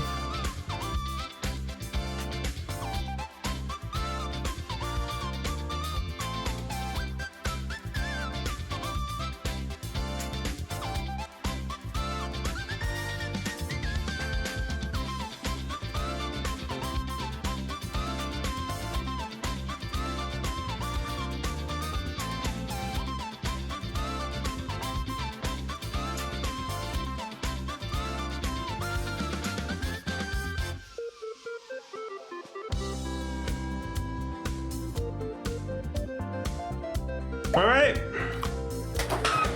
Loki from SpongeBob SquarePants coming in nice and neat here with his Squidward-esque energy. There's only a few very scary ones on there still. Here we go. Classic Simpsons. Let's go to the right layer and let's get a going.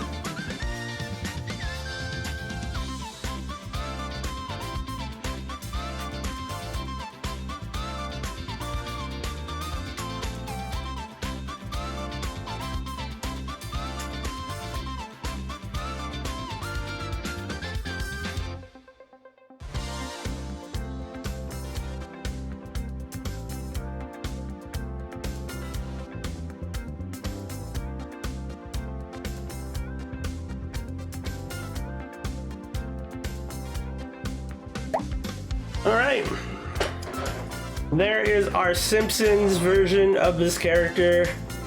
Looking sharp, looking ready for everything, all the action.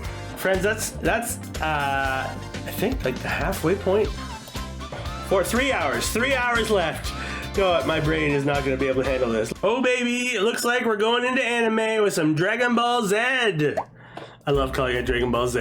It's a very Canadian way to describe it. We are gonna Vegeta our way through this.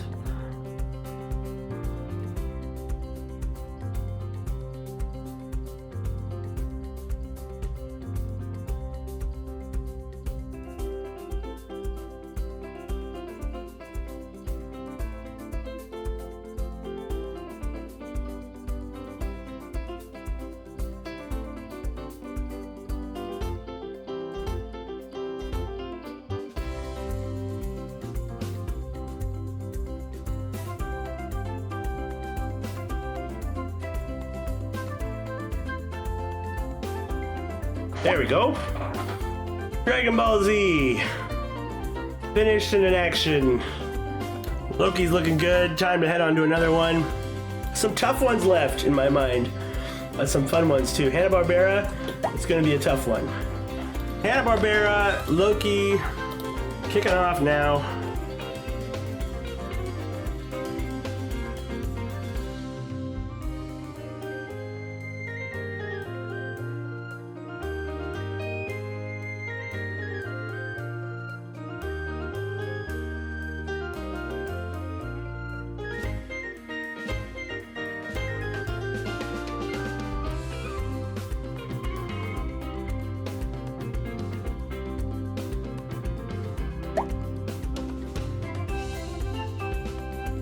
Boom!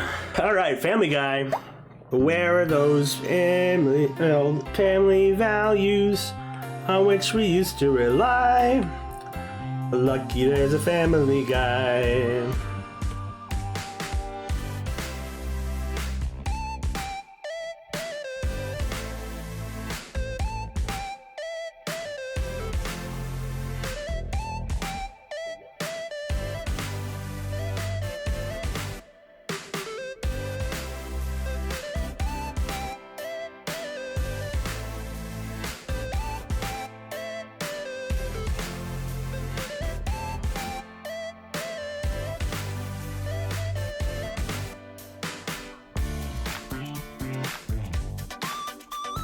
Giggity giggity.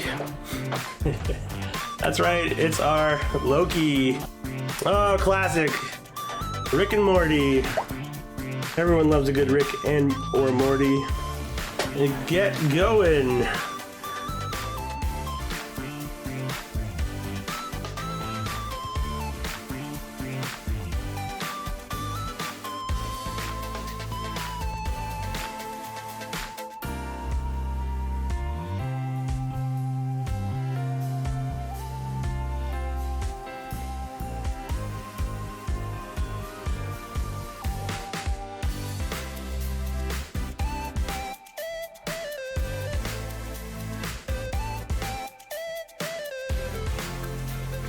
There we go.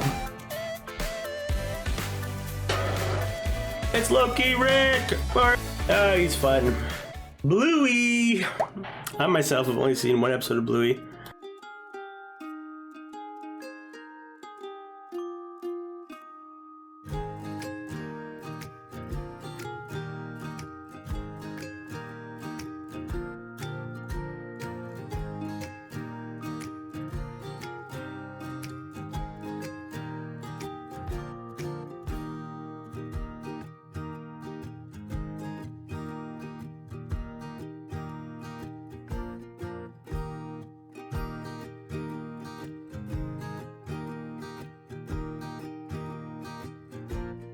There we go. That's a Bluey for you. We did it. Boom, baby. That's a Bluey. A Loki. Bluey. Bluey Loki. I'm beginning to lose my mind. And the heat is starting to get to me, but I'll be okay. Because we only have a few Lokis left to do. And by a few, I mean 7. Just about 7. Adventure time! Come find up your friends. We'll go to very distant lands. The good times will never end. It's adventure time.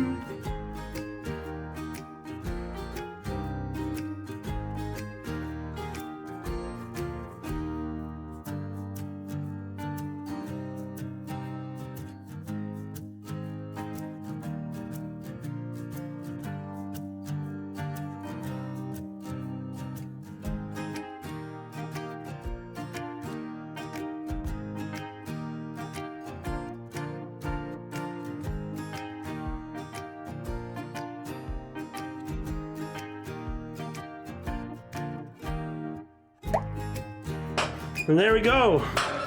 It's Adventure Time Loki. Here and happy to be with you. There's one left that still scares me. Oh, this is the one. Oh no. Samurai Jack, friends. This one might take us a little bit of time because of the lineless style.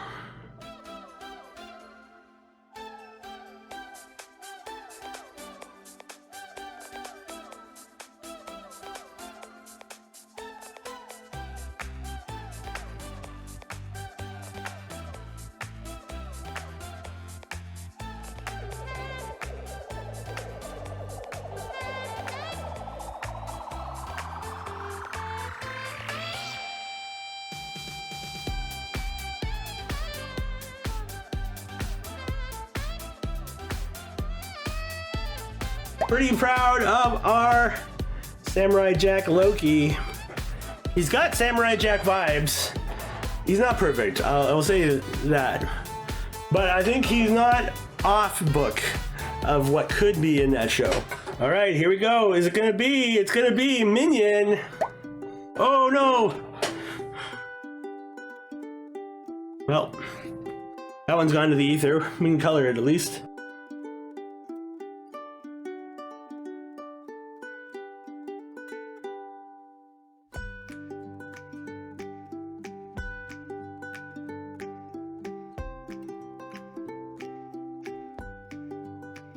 Folks, this is our minion, Loki. Yep. And boy, that minion is gonna haunt me in my dreams. All right, we're starting with, it looks like Looney Tunes. We're gonna do it. We're gonna do it. We're gonna do it. Hey, hey, hey, hey.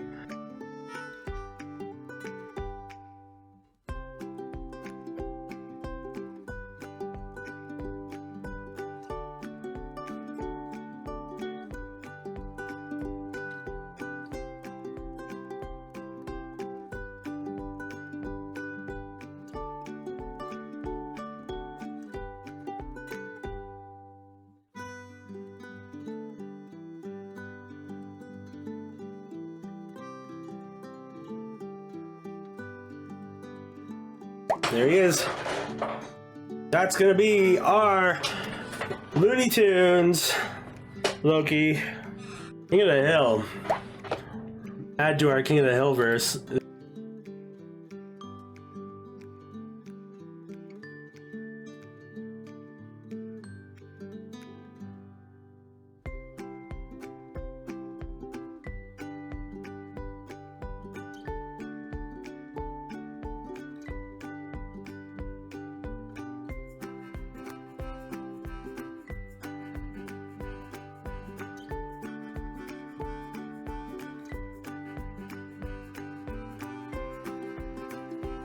Because that is a King of the Hill style Loki. Look at that guy. He's got Dale Gribble vibes, not as big of a forehead. Yeah. Looks like it's gonna be Gravity Falls, and we're gonna wrap up with Batman the Animated Series. Here we go. So, very round eyes.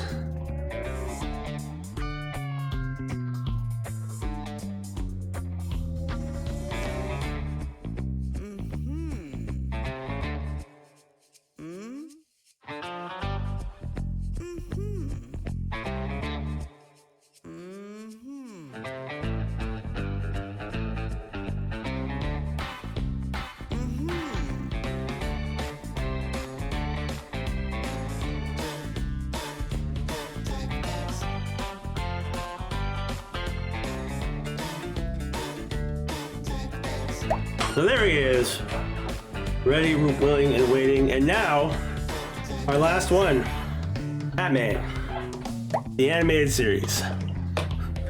Possibly one of the hardest styles to replicate today.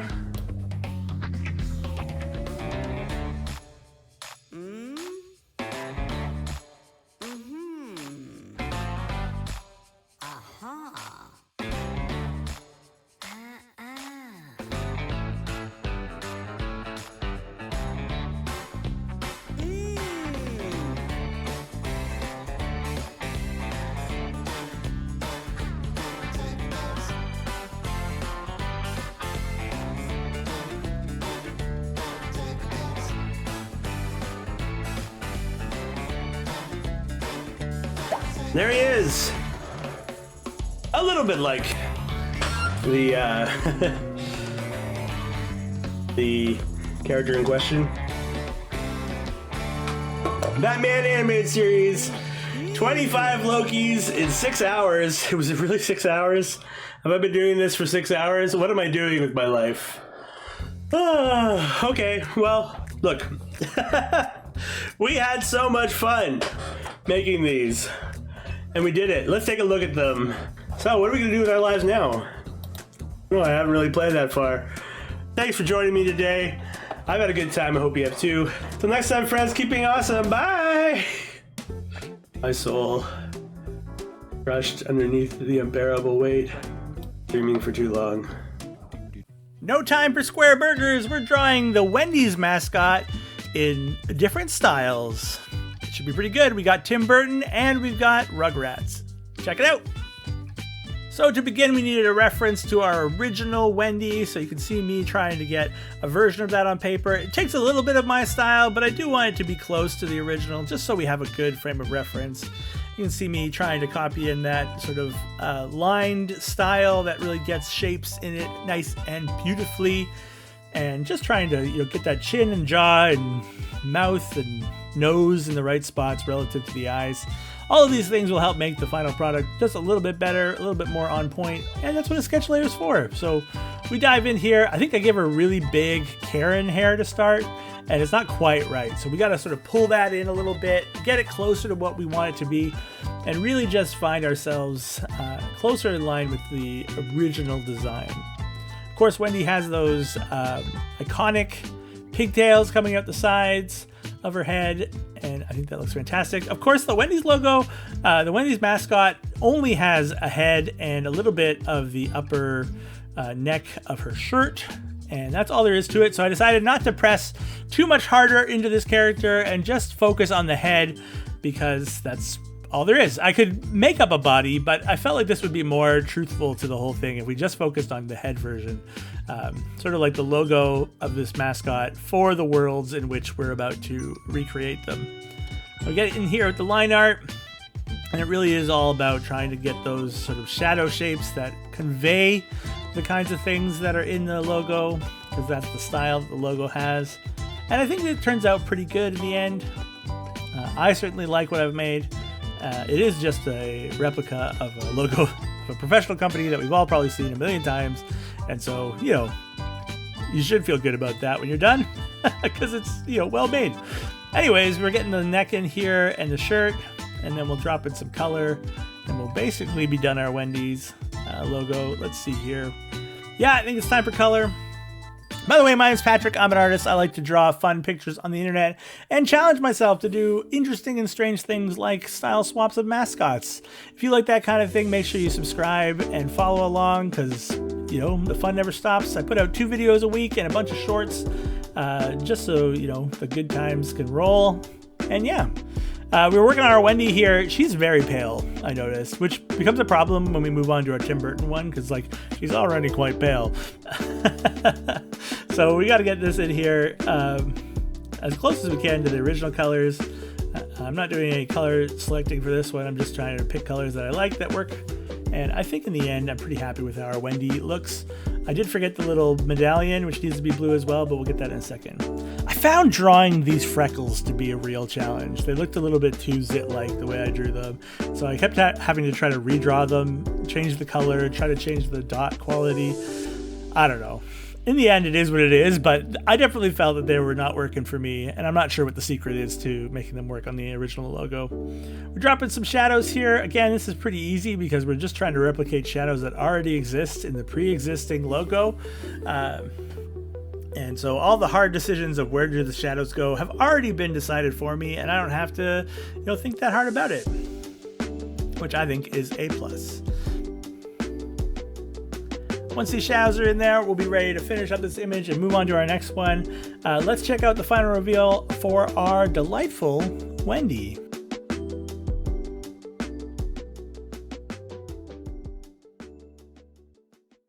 So once we had our original, it was time for us to style swap, and I chose the style swap of Tim Burton because I thought this would be very fun to see sort of a creepy, deep sunk eye version of Wendy. And so you can see me getting some very skeleton-like qualities here. The emaciated face of our new Wendy's character. Of course, in the Tim Burton style, things need to be very lanky, very pointy. And so the pigtails are coming out real thin and real disheveled. And I do really like the way they look. Of course, that hair, we're also going to go with a very tight hairstyle. And I think for the most part, the whole thing is going to really evoke Tim Burton in a very disturbing way. Once our line art is in here, we'll have a good time getting some colors in. But for now, it's all about getting those deep sunk eyes to look quite right. It's a little bit of a tricky thing. I don't always know if I'm happy with how it ends up looking with the Tim Burton eyes. I'm working on my own style of that. And that's part of art, right? You got to try things, you got to make mistakes, you got to do your best and see what comes from your attempt. And honestly, in art, your attempt is beautiful and wonderful in its own right. Even if you don't think it looks perfect or it's a bit of a disaster, none of that really matters. What matters is the joy of creation and the interesting things that come from giving it a shot, you know? And of course, we got to get in here with our pigtails. Again, we want to go with that real spindly style, almost like the bat bow tie that Jack Skellington wears. We're going for with these bows. I do also go back and add a little bit more hashing to this character. Something about the Tim Burton style really requires that extra deep shadow, and while you can do that with pure black in different ways, I really do like to make it with some hashing. And so you can see me here getting in some original colors. Like I said, she was pale before, so now she is pure skeleton, and not much I can do about that as we try to make her a little bit more pale, a little bit more desaturated. You can see me here getting that hair in there. Not nearly as red, of course, because that would be wrong to the style. But I do really like the tone shift. Again, we had a little desaturated blue here for the parts of her that are blue. And we're almost ready here. She needs to have a shirt that is a little contrasted, so I made it more gray than the original, just to contrast the very pale skin that she has. And yeah, here I think we are going to go in with some of the hashing. I do this on a separate layer because if I don't like it, it's easier to just turn off that layer or to erase that layer and try again. And so we're getting in here and doing our best. And as with all art, doing your best is all that matters, and having a good time. And I certainly had a lot of fun drawing this wonderful Wendy. I hope you enjoy it too. Let's check out the final reveal of our Wendy.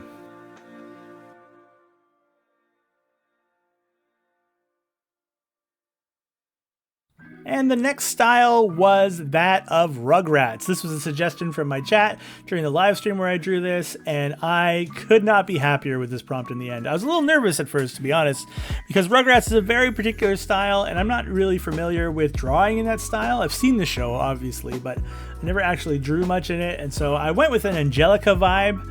Angelica Pickles was sort of the base for my image, and you can actually see me almost fully go in Angelica with pigtails going up before I realized that in this case the pigtails would ultimately go down because that's where Wendy's pigtails live. And so I thought, oh, you know what, we can invert this and make the character feel like its own thing opposed to just being an Angelica rehash. I did struggle a bit trying to figure out where the facial cheeks go in this style. Again, the Rugrats are almost insane in their design. They're not normal to any extent of what you might expect. They have a real charm to them, and not that that's bad, but that just makes the style a little bit harder to replicate because the choices that are made are so specifically excellent, and we want to replicate that. And it takes more than just a quick pass of the pen to get it right. And you'll see me actually trying to make those sorts of corrections as we go to my sketch, as we get the inks on here.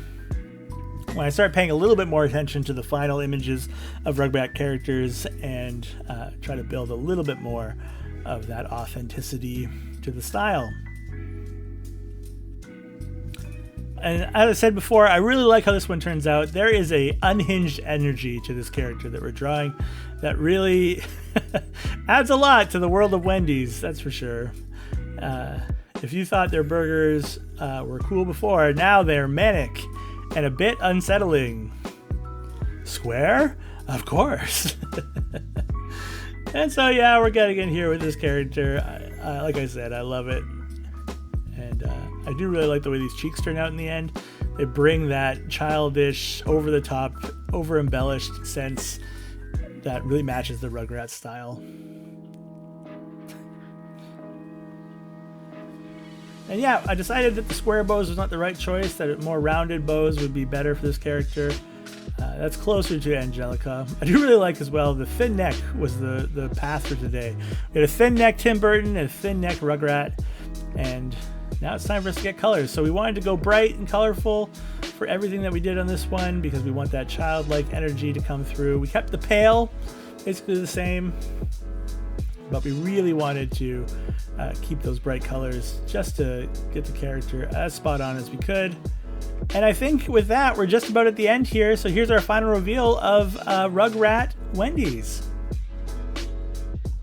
And that's it for our style swaps today. Thank you so much for joining me. I hope you enjoyed it. Which one was your favorite? And who would you like to see style swap next? Is there another mascot we should do? Or are there other characters from TV and movies and other places you'd love to see swapped into other shows? I'd love to hear from you. Drop a comment down below. For now, that's going to be everything. I just want to say thank you so much for watching. I'm a small creator. I just like having fun doing this, and everyone who watches and comments really makes a big difference to my day. I see you. I try my best to comment back on everything. And yeah, thanks for being here. All right, that's it. So till next time, keep being awesome. Bye. Oh baby, what are we doing? Today we are going to be making Ahsoka from Star Wars, the hit new show. I call it a hit new show. It's coming out like a little bit from now. And that is Ahsoka from Star Wars in many styles. I drew this one earlier. She's looking great. I at least recognize the character.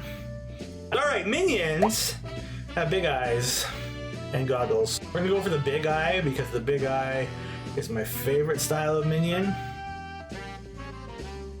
Something like that I think should do us all right. My screen working. TOS, don't pay too much attention to what's on screen right now.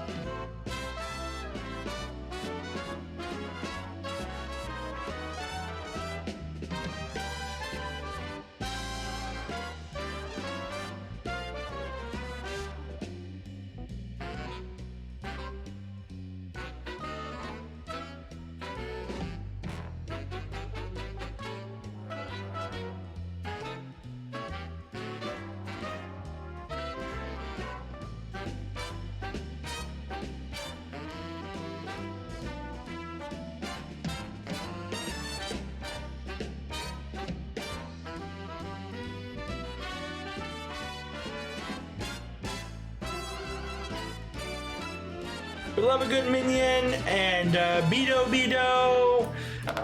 Snips. I don't know, what does Ahsoka say? That is our Ahsoka minion.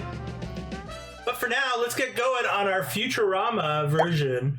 So we've got to start with the matte graining style, which is the overlapping eyes, of course, and the long nose. Let's get the eyes right here.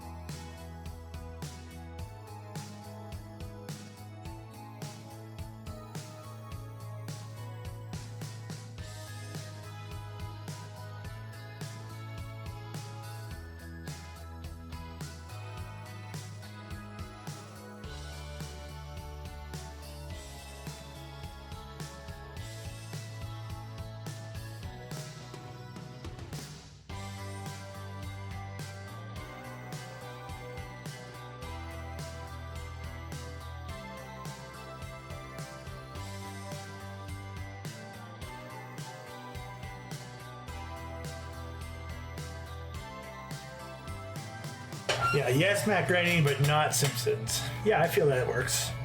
Right. 3 Ahsoka so far. Which is the original? Hard to say. Probably the one with the word original on top of it. All right, friends, we gotta get some Bob's Burgers people in here because I like myself some Bob's Burgers. Good Linda energy. Yeah, that'll work. Let's get ourselves a go in here.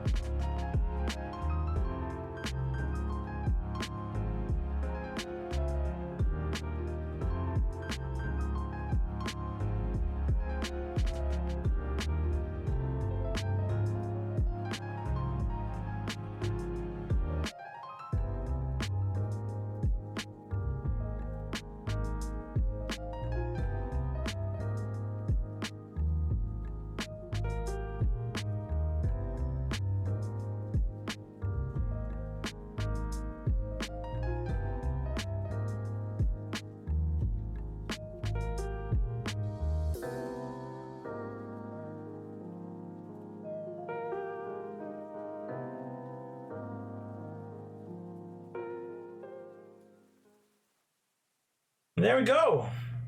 We've got our Linda Belcher from the Star Wars, Ahsoka Tano as Linda Belcher from Bob's Burgers. We're about to start Spawn, which terrifies me to all end. Oh, what are we here for if not to stretch ourselves, try new things, get a little messy along the way, maybe have some fun. And even if your art is bad, you can still have fun doing it. We're going to start with a very serious face here. We're going to give it the tonal markings of Spawn.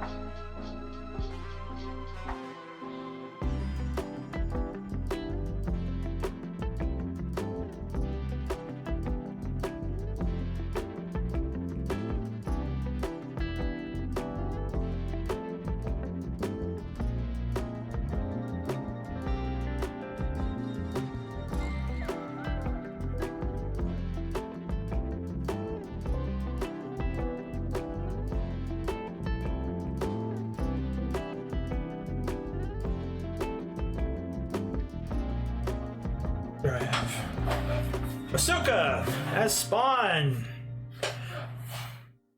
In the style of Spawn. This part here is what really speaks to Spawn to me. This little tiny nub of cloak falling off of his magical demon cloak. Feels very Spawn to me.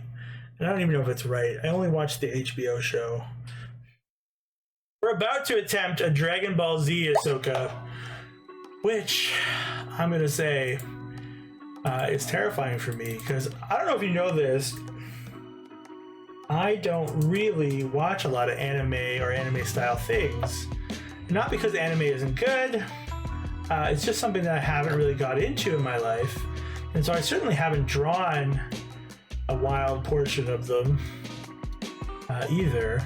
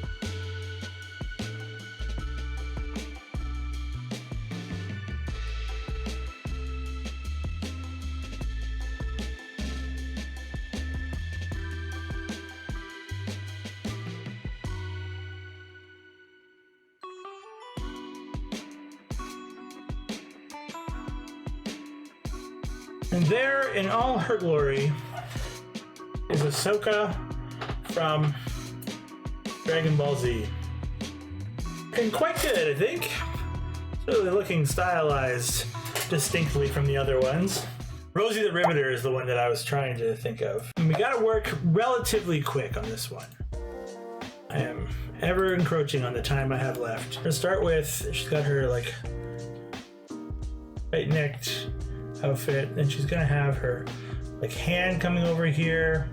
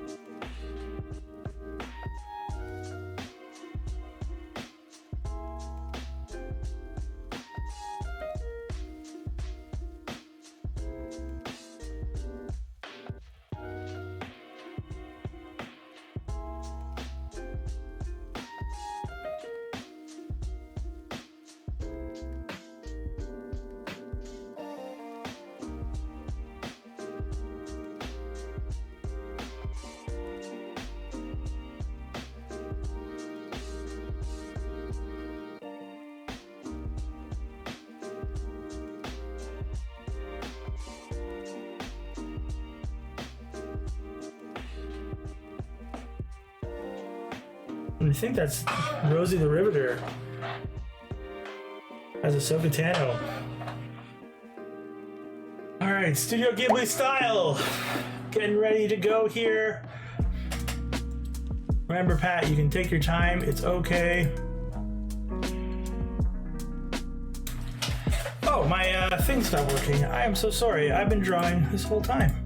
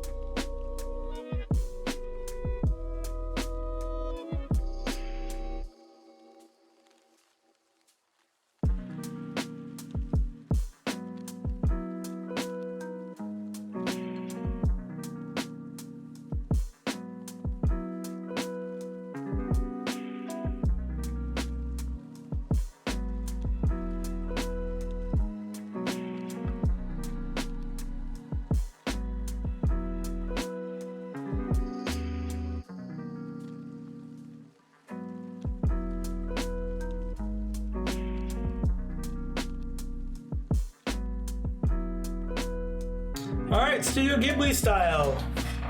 I think we've done it. Well, friends, we somehow managed to get through this stream on a reasonable time frame. Alright, friends, these are our various Ahsoka Tano. Yes, we drew Ahsoka Tano today. We got our original that I drew before stream. We drew a Minion version. We drew a Futurama version. We drew a Bob's Burgers version. We drew a Spawn version.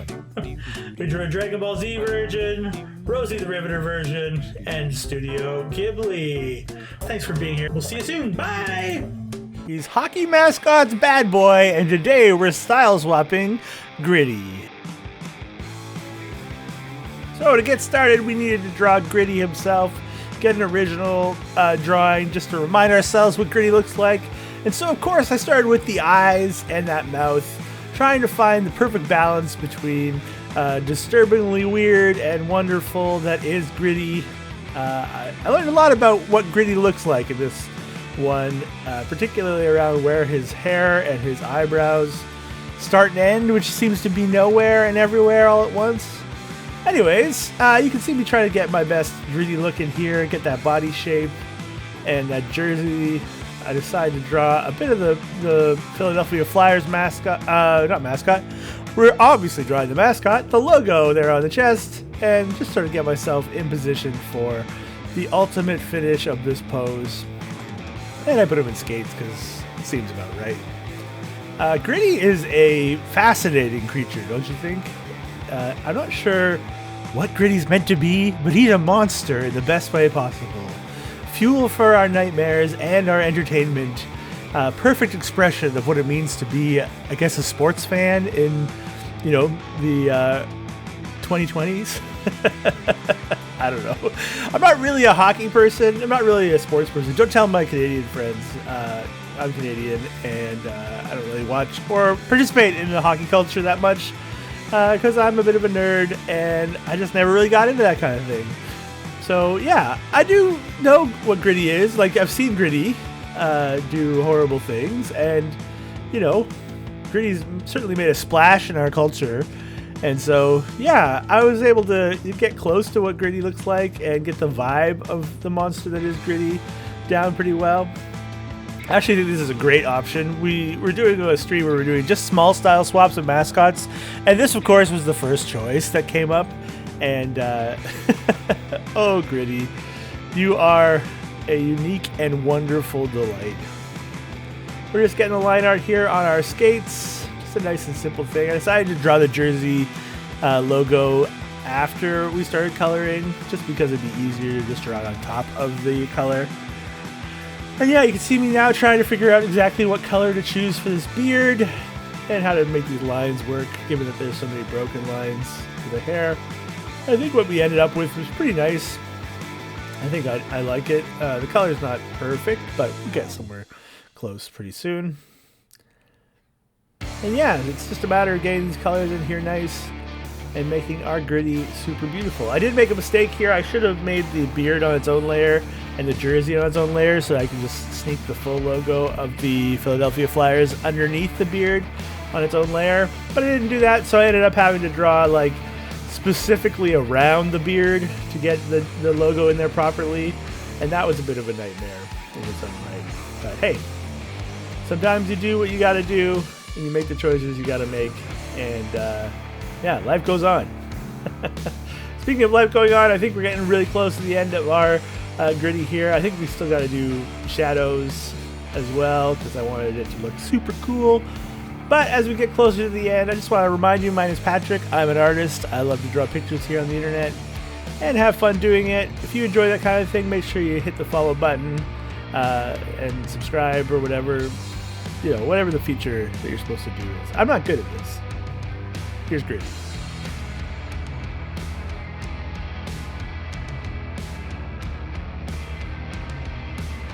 All right, up next we have South Park style.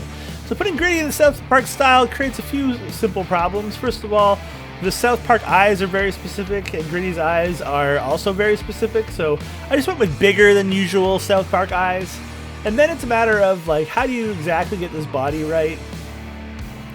And I think I did okay in the end, just with simplifying the shapes of the body and trying to make them work. You'll see me here start to do line art, and I do all the line art and the coloring, and I think, oh yeah, that looks all right. Then I realized that like South Park is more of a lineless style, so I actually redo a huge portion of this once we have these lines in nice and good and colored.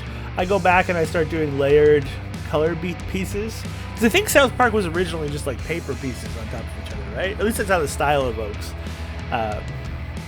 Sort of like a claymation with paper people. But yeah, we're coming on here, and I like the look of this particular gritty, the way that it comes together. But as you can see, it doesn't really hit the South Park style until I go fully colorless.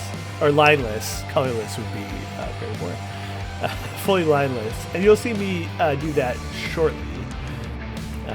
When I realize, no, actually, this is not what I want at all. But yeah, we're getting this in there real nice. Do you still watch South Park? I used to watch South Park a long time ago. I thought it was very funny and very progressive for the time, but then I slowly lost my deep interest in it. I don't know why exactly. It just sort of like, maybe I just moved on to other things. I imagine it's still quite funny and quite interesting and humorous and all the other things between here and there. And so you can see me now trying to get the lines in here and the style in here in a way that works. Basically, I'm keeping my lines on while I draw underneath it with color layers, and then taking the lines away and trying to clean up my colors as much as possible and make my lines a little bit more concrete than they were, just to make it look more put together than it actually ultimately is. You can see me here just layering in the various bits and pieces, trying to get that style just right. And in the end, I think I'm pretty happy with the end result. You'll see me just trying to figure that out in just a moment here. Did I give them back their logo? Yes, I do. Okay, good. Right there for a second. And there we go. That's South Park. Let's check out the final reveal.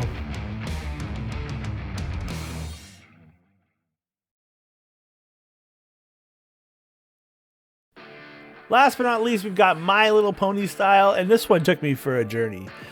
First of all, the My Little Pony style does not lend itself to the crazy eyes of the gritty, which means that I needed to get in there deeper and figure out how to make this work.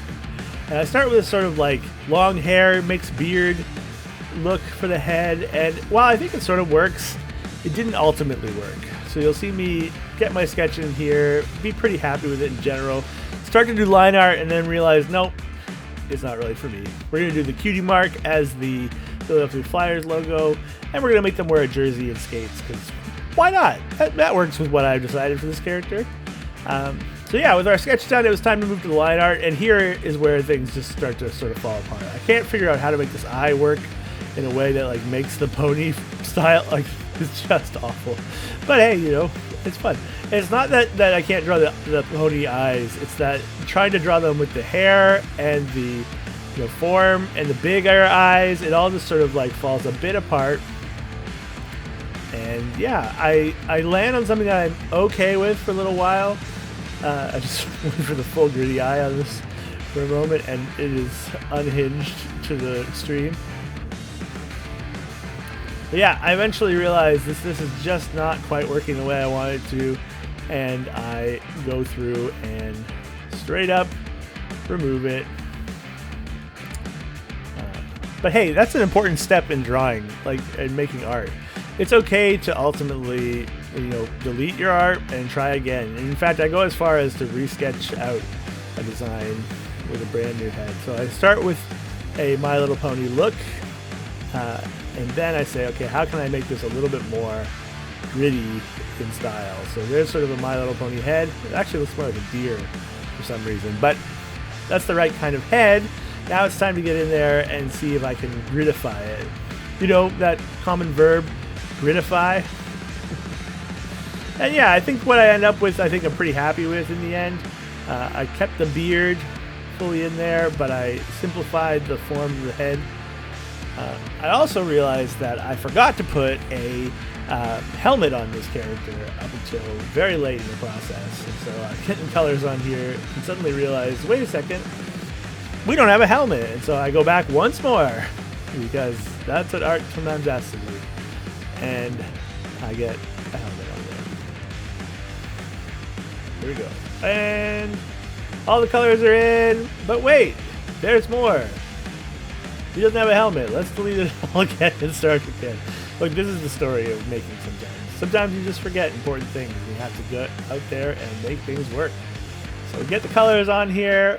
And I think in the end, I'm pretty happy with our My Little Pony Gritty here for you to enjoy. And let's check out the final reveal of My Little Gritty. Friendship is Violence. Here we go.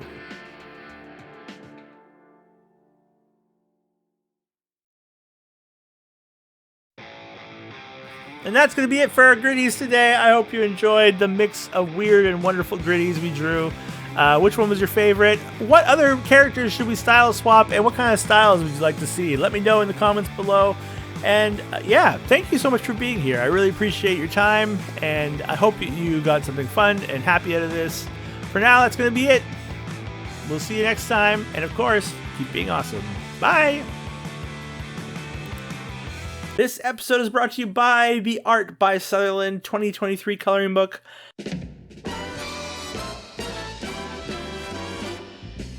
Hello, friends. Hello. How we doing? We're going to be making lots of cool art things.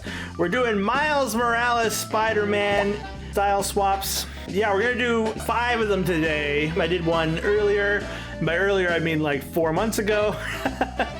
So yeah, we're going to do an Adventure Time version here.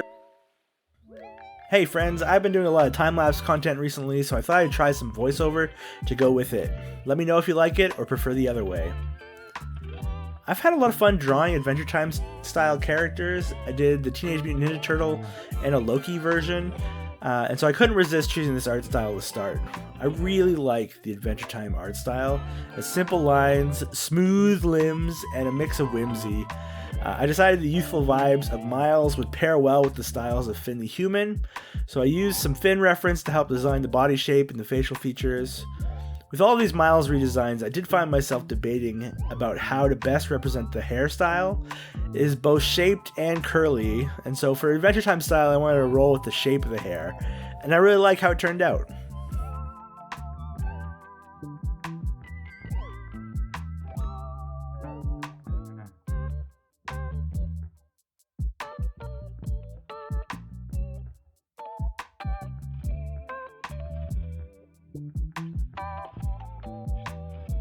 There he is, coming in from Adventure Time.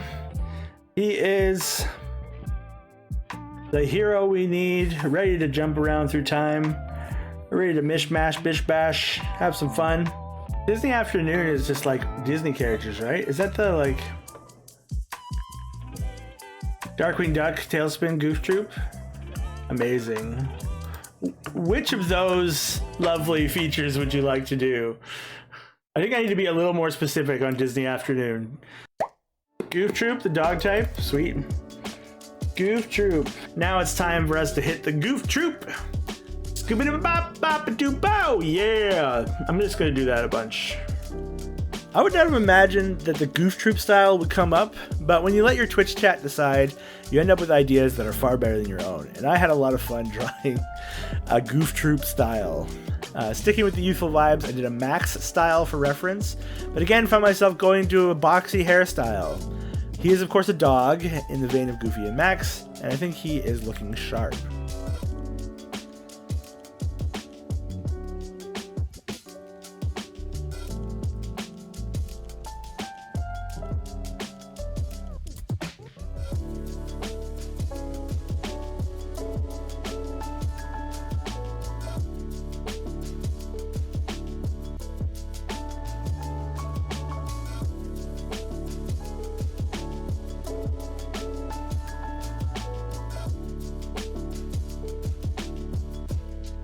And we've got our Goof Troop Miles Morales. They're all here.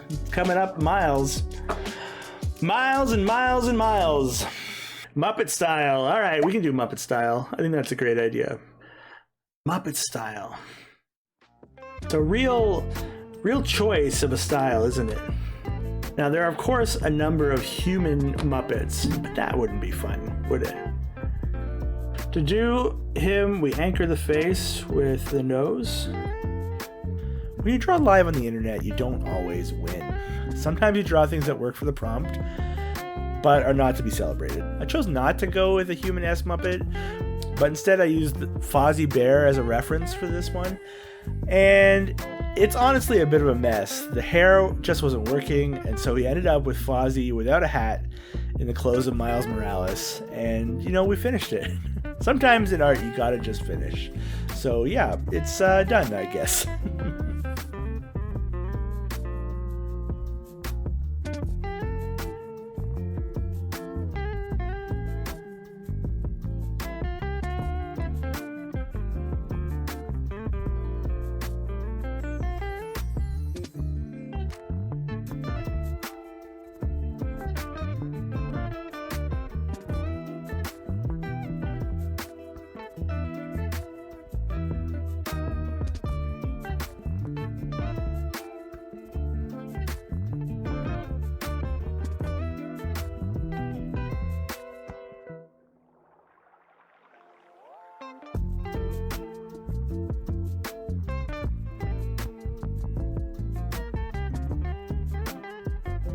Miles Morales in a Muppety style.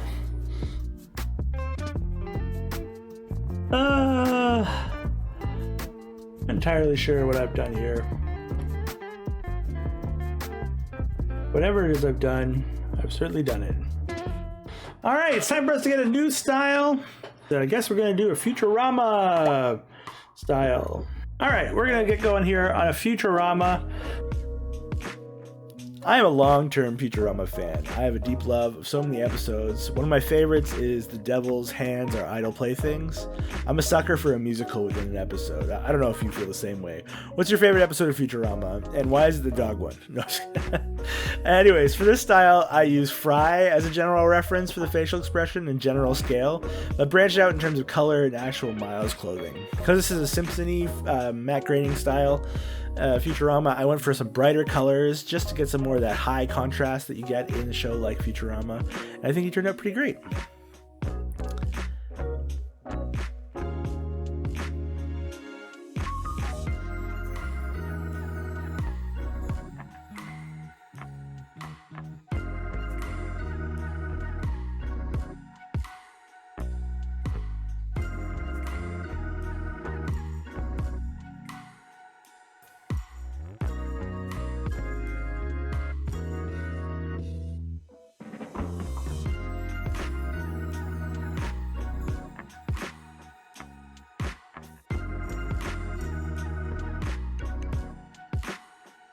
There we go, Futurama. That's our Miles Morales. I think he's looking all right. This episode is brought to you by the Art by Sutherland 2023 coloring book. I've drawn lots of pictures and made lots of videos, and as we approach the end of the year, we can look back and enjoy the stupid and strange things we have made together. And what better way to do that than with the release of a coloring book? The Art by Sutherland 2023 coloring book is available for download for any and all Patreon members. I launched a Patreon recently so that I can continue to work on all my various projects, such as The Complete History of Goblin, grow into a short story comic book writing, and do live streams, YouTube videos, and more. The coloring book is available for anyone who's a patron, so go check it out. There's a basic tier set at $3.50 American, and with that you'll gain access to everything. If you like what I do as an artist and enjoy the art I make as a content creator, this is the best way to support the work financially. That said, just being here will always be enough. You can like, share videos, or just watch them, and that helps me know what's working. I do this for the love of the art and a passion for spreading joy. Let's keep doing that together. Check out the coloring book, and of course, keep being awesome. And we got time for one more lovely Miles Morales. And that, friends, is going to be Teen Titans version. We're going to work, first of all, with a very playful head shape. I missed watching Teen Titans Go. It came out when I was too cool and too old for it. And I think that's a shame because the art style of Dan Hipp is excellent. I've really caught on to him because of Marvel Snap, but it's just so fun and weird in the best way possible. And I'm sure if I had time to watch all 400-ish episodes, I would enjoy them. Maybe someday. But for now, I tried my best to capture that hip style in the show with a very free, proportioned body shape and head size. Characters seem to always be strong shapes like curves or straight lines or whatever, very shaped. And so I did my best with that body shape here. I went with a more playful, rounded hair shape and a big mouth, borrowing the head shape from Robin and the facial expression from a few other characters, and even slightly brighter colors than the Futurama one, and we have a Miles.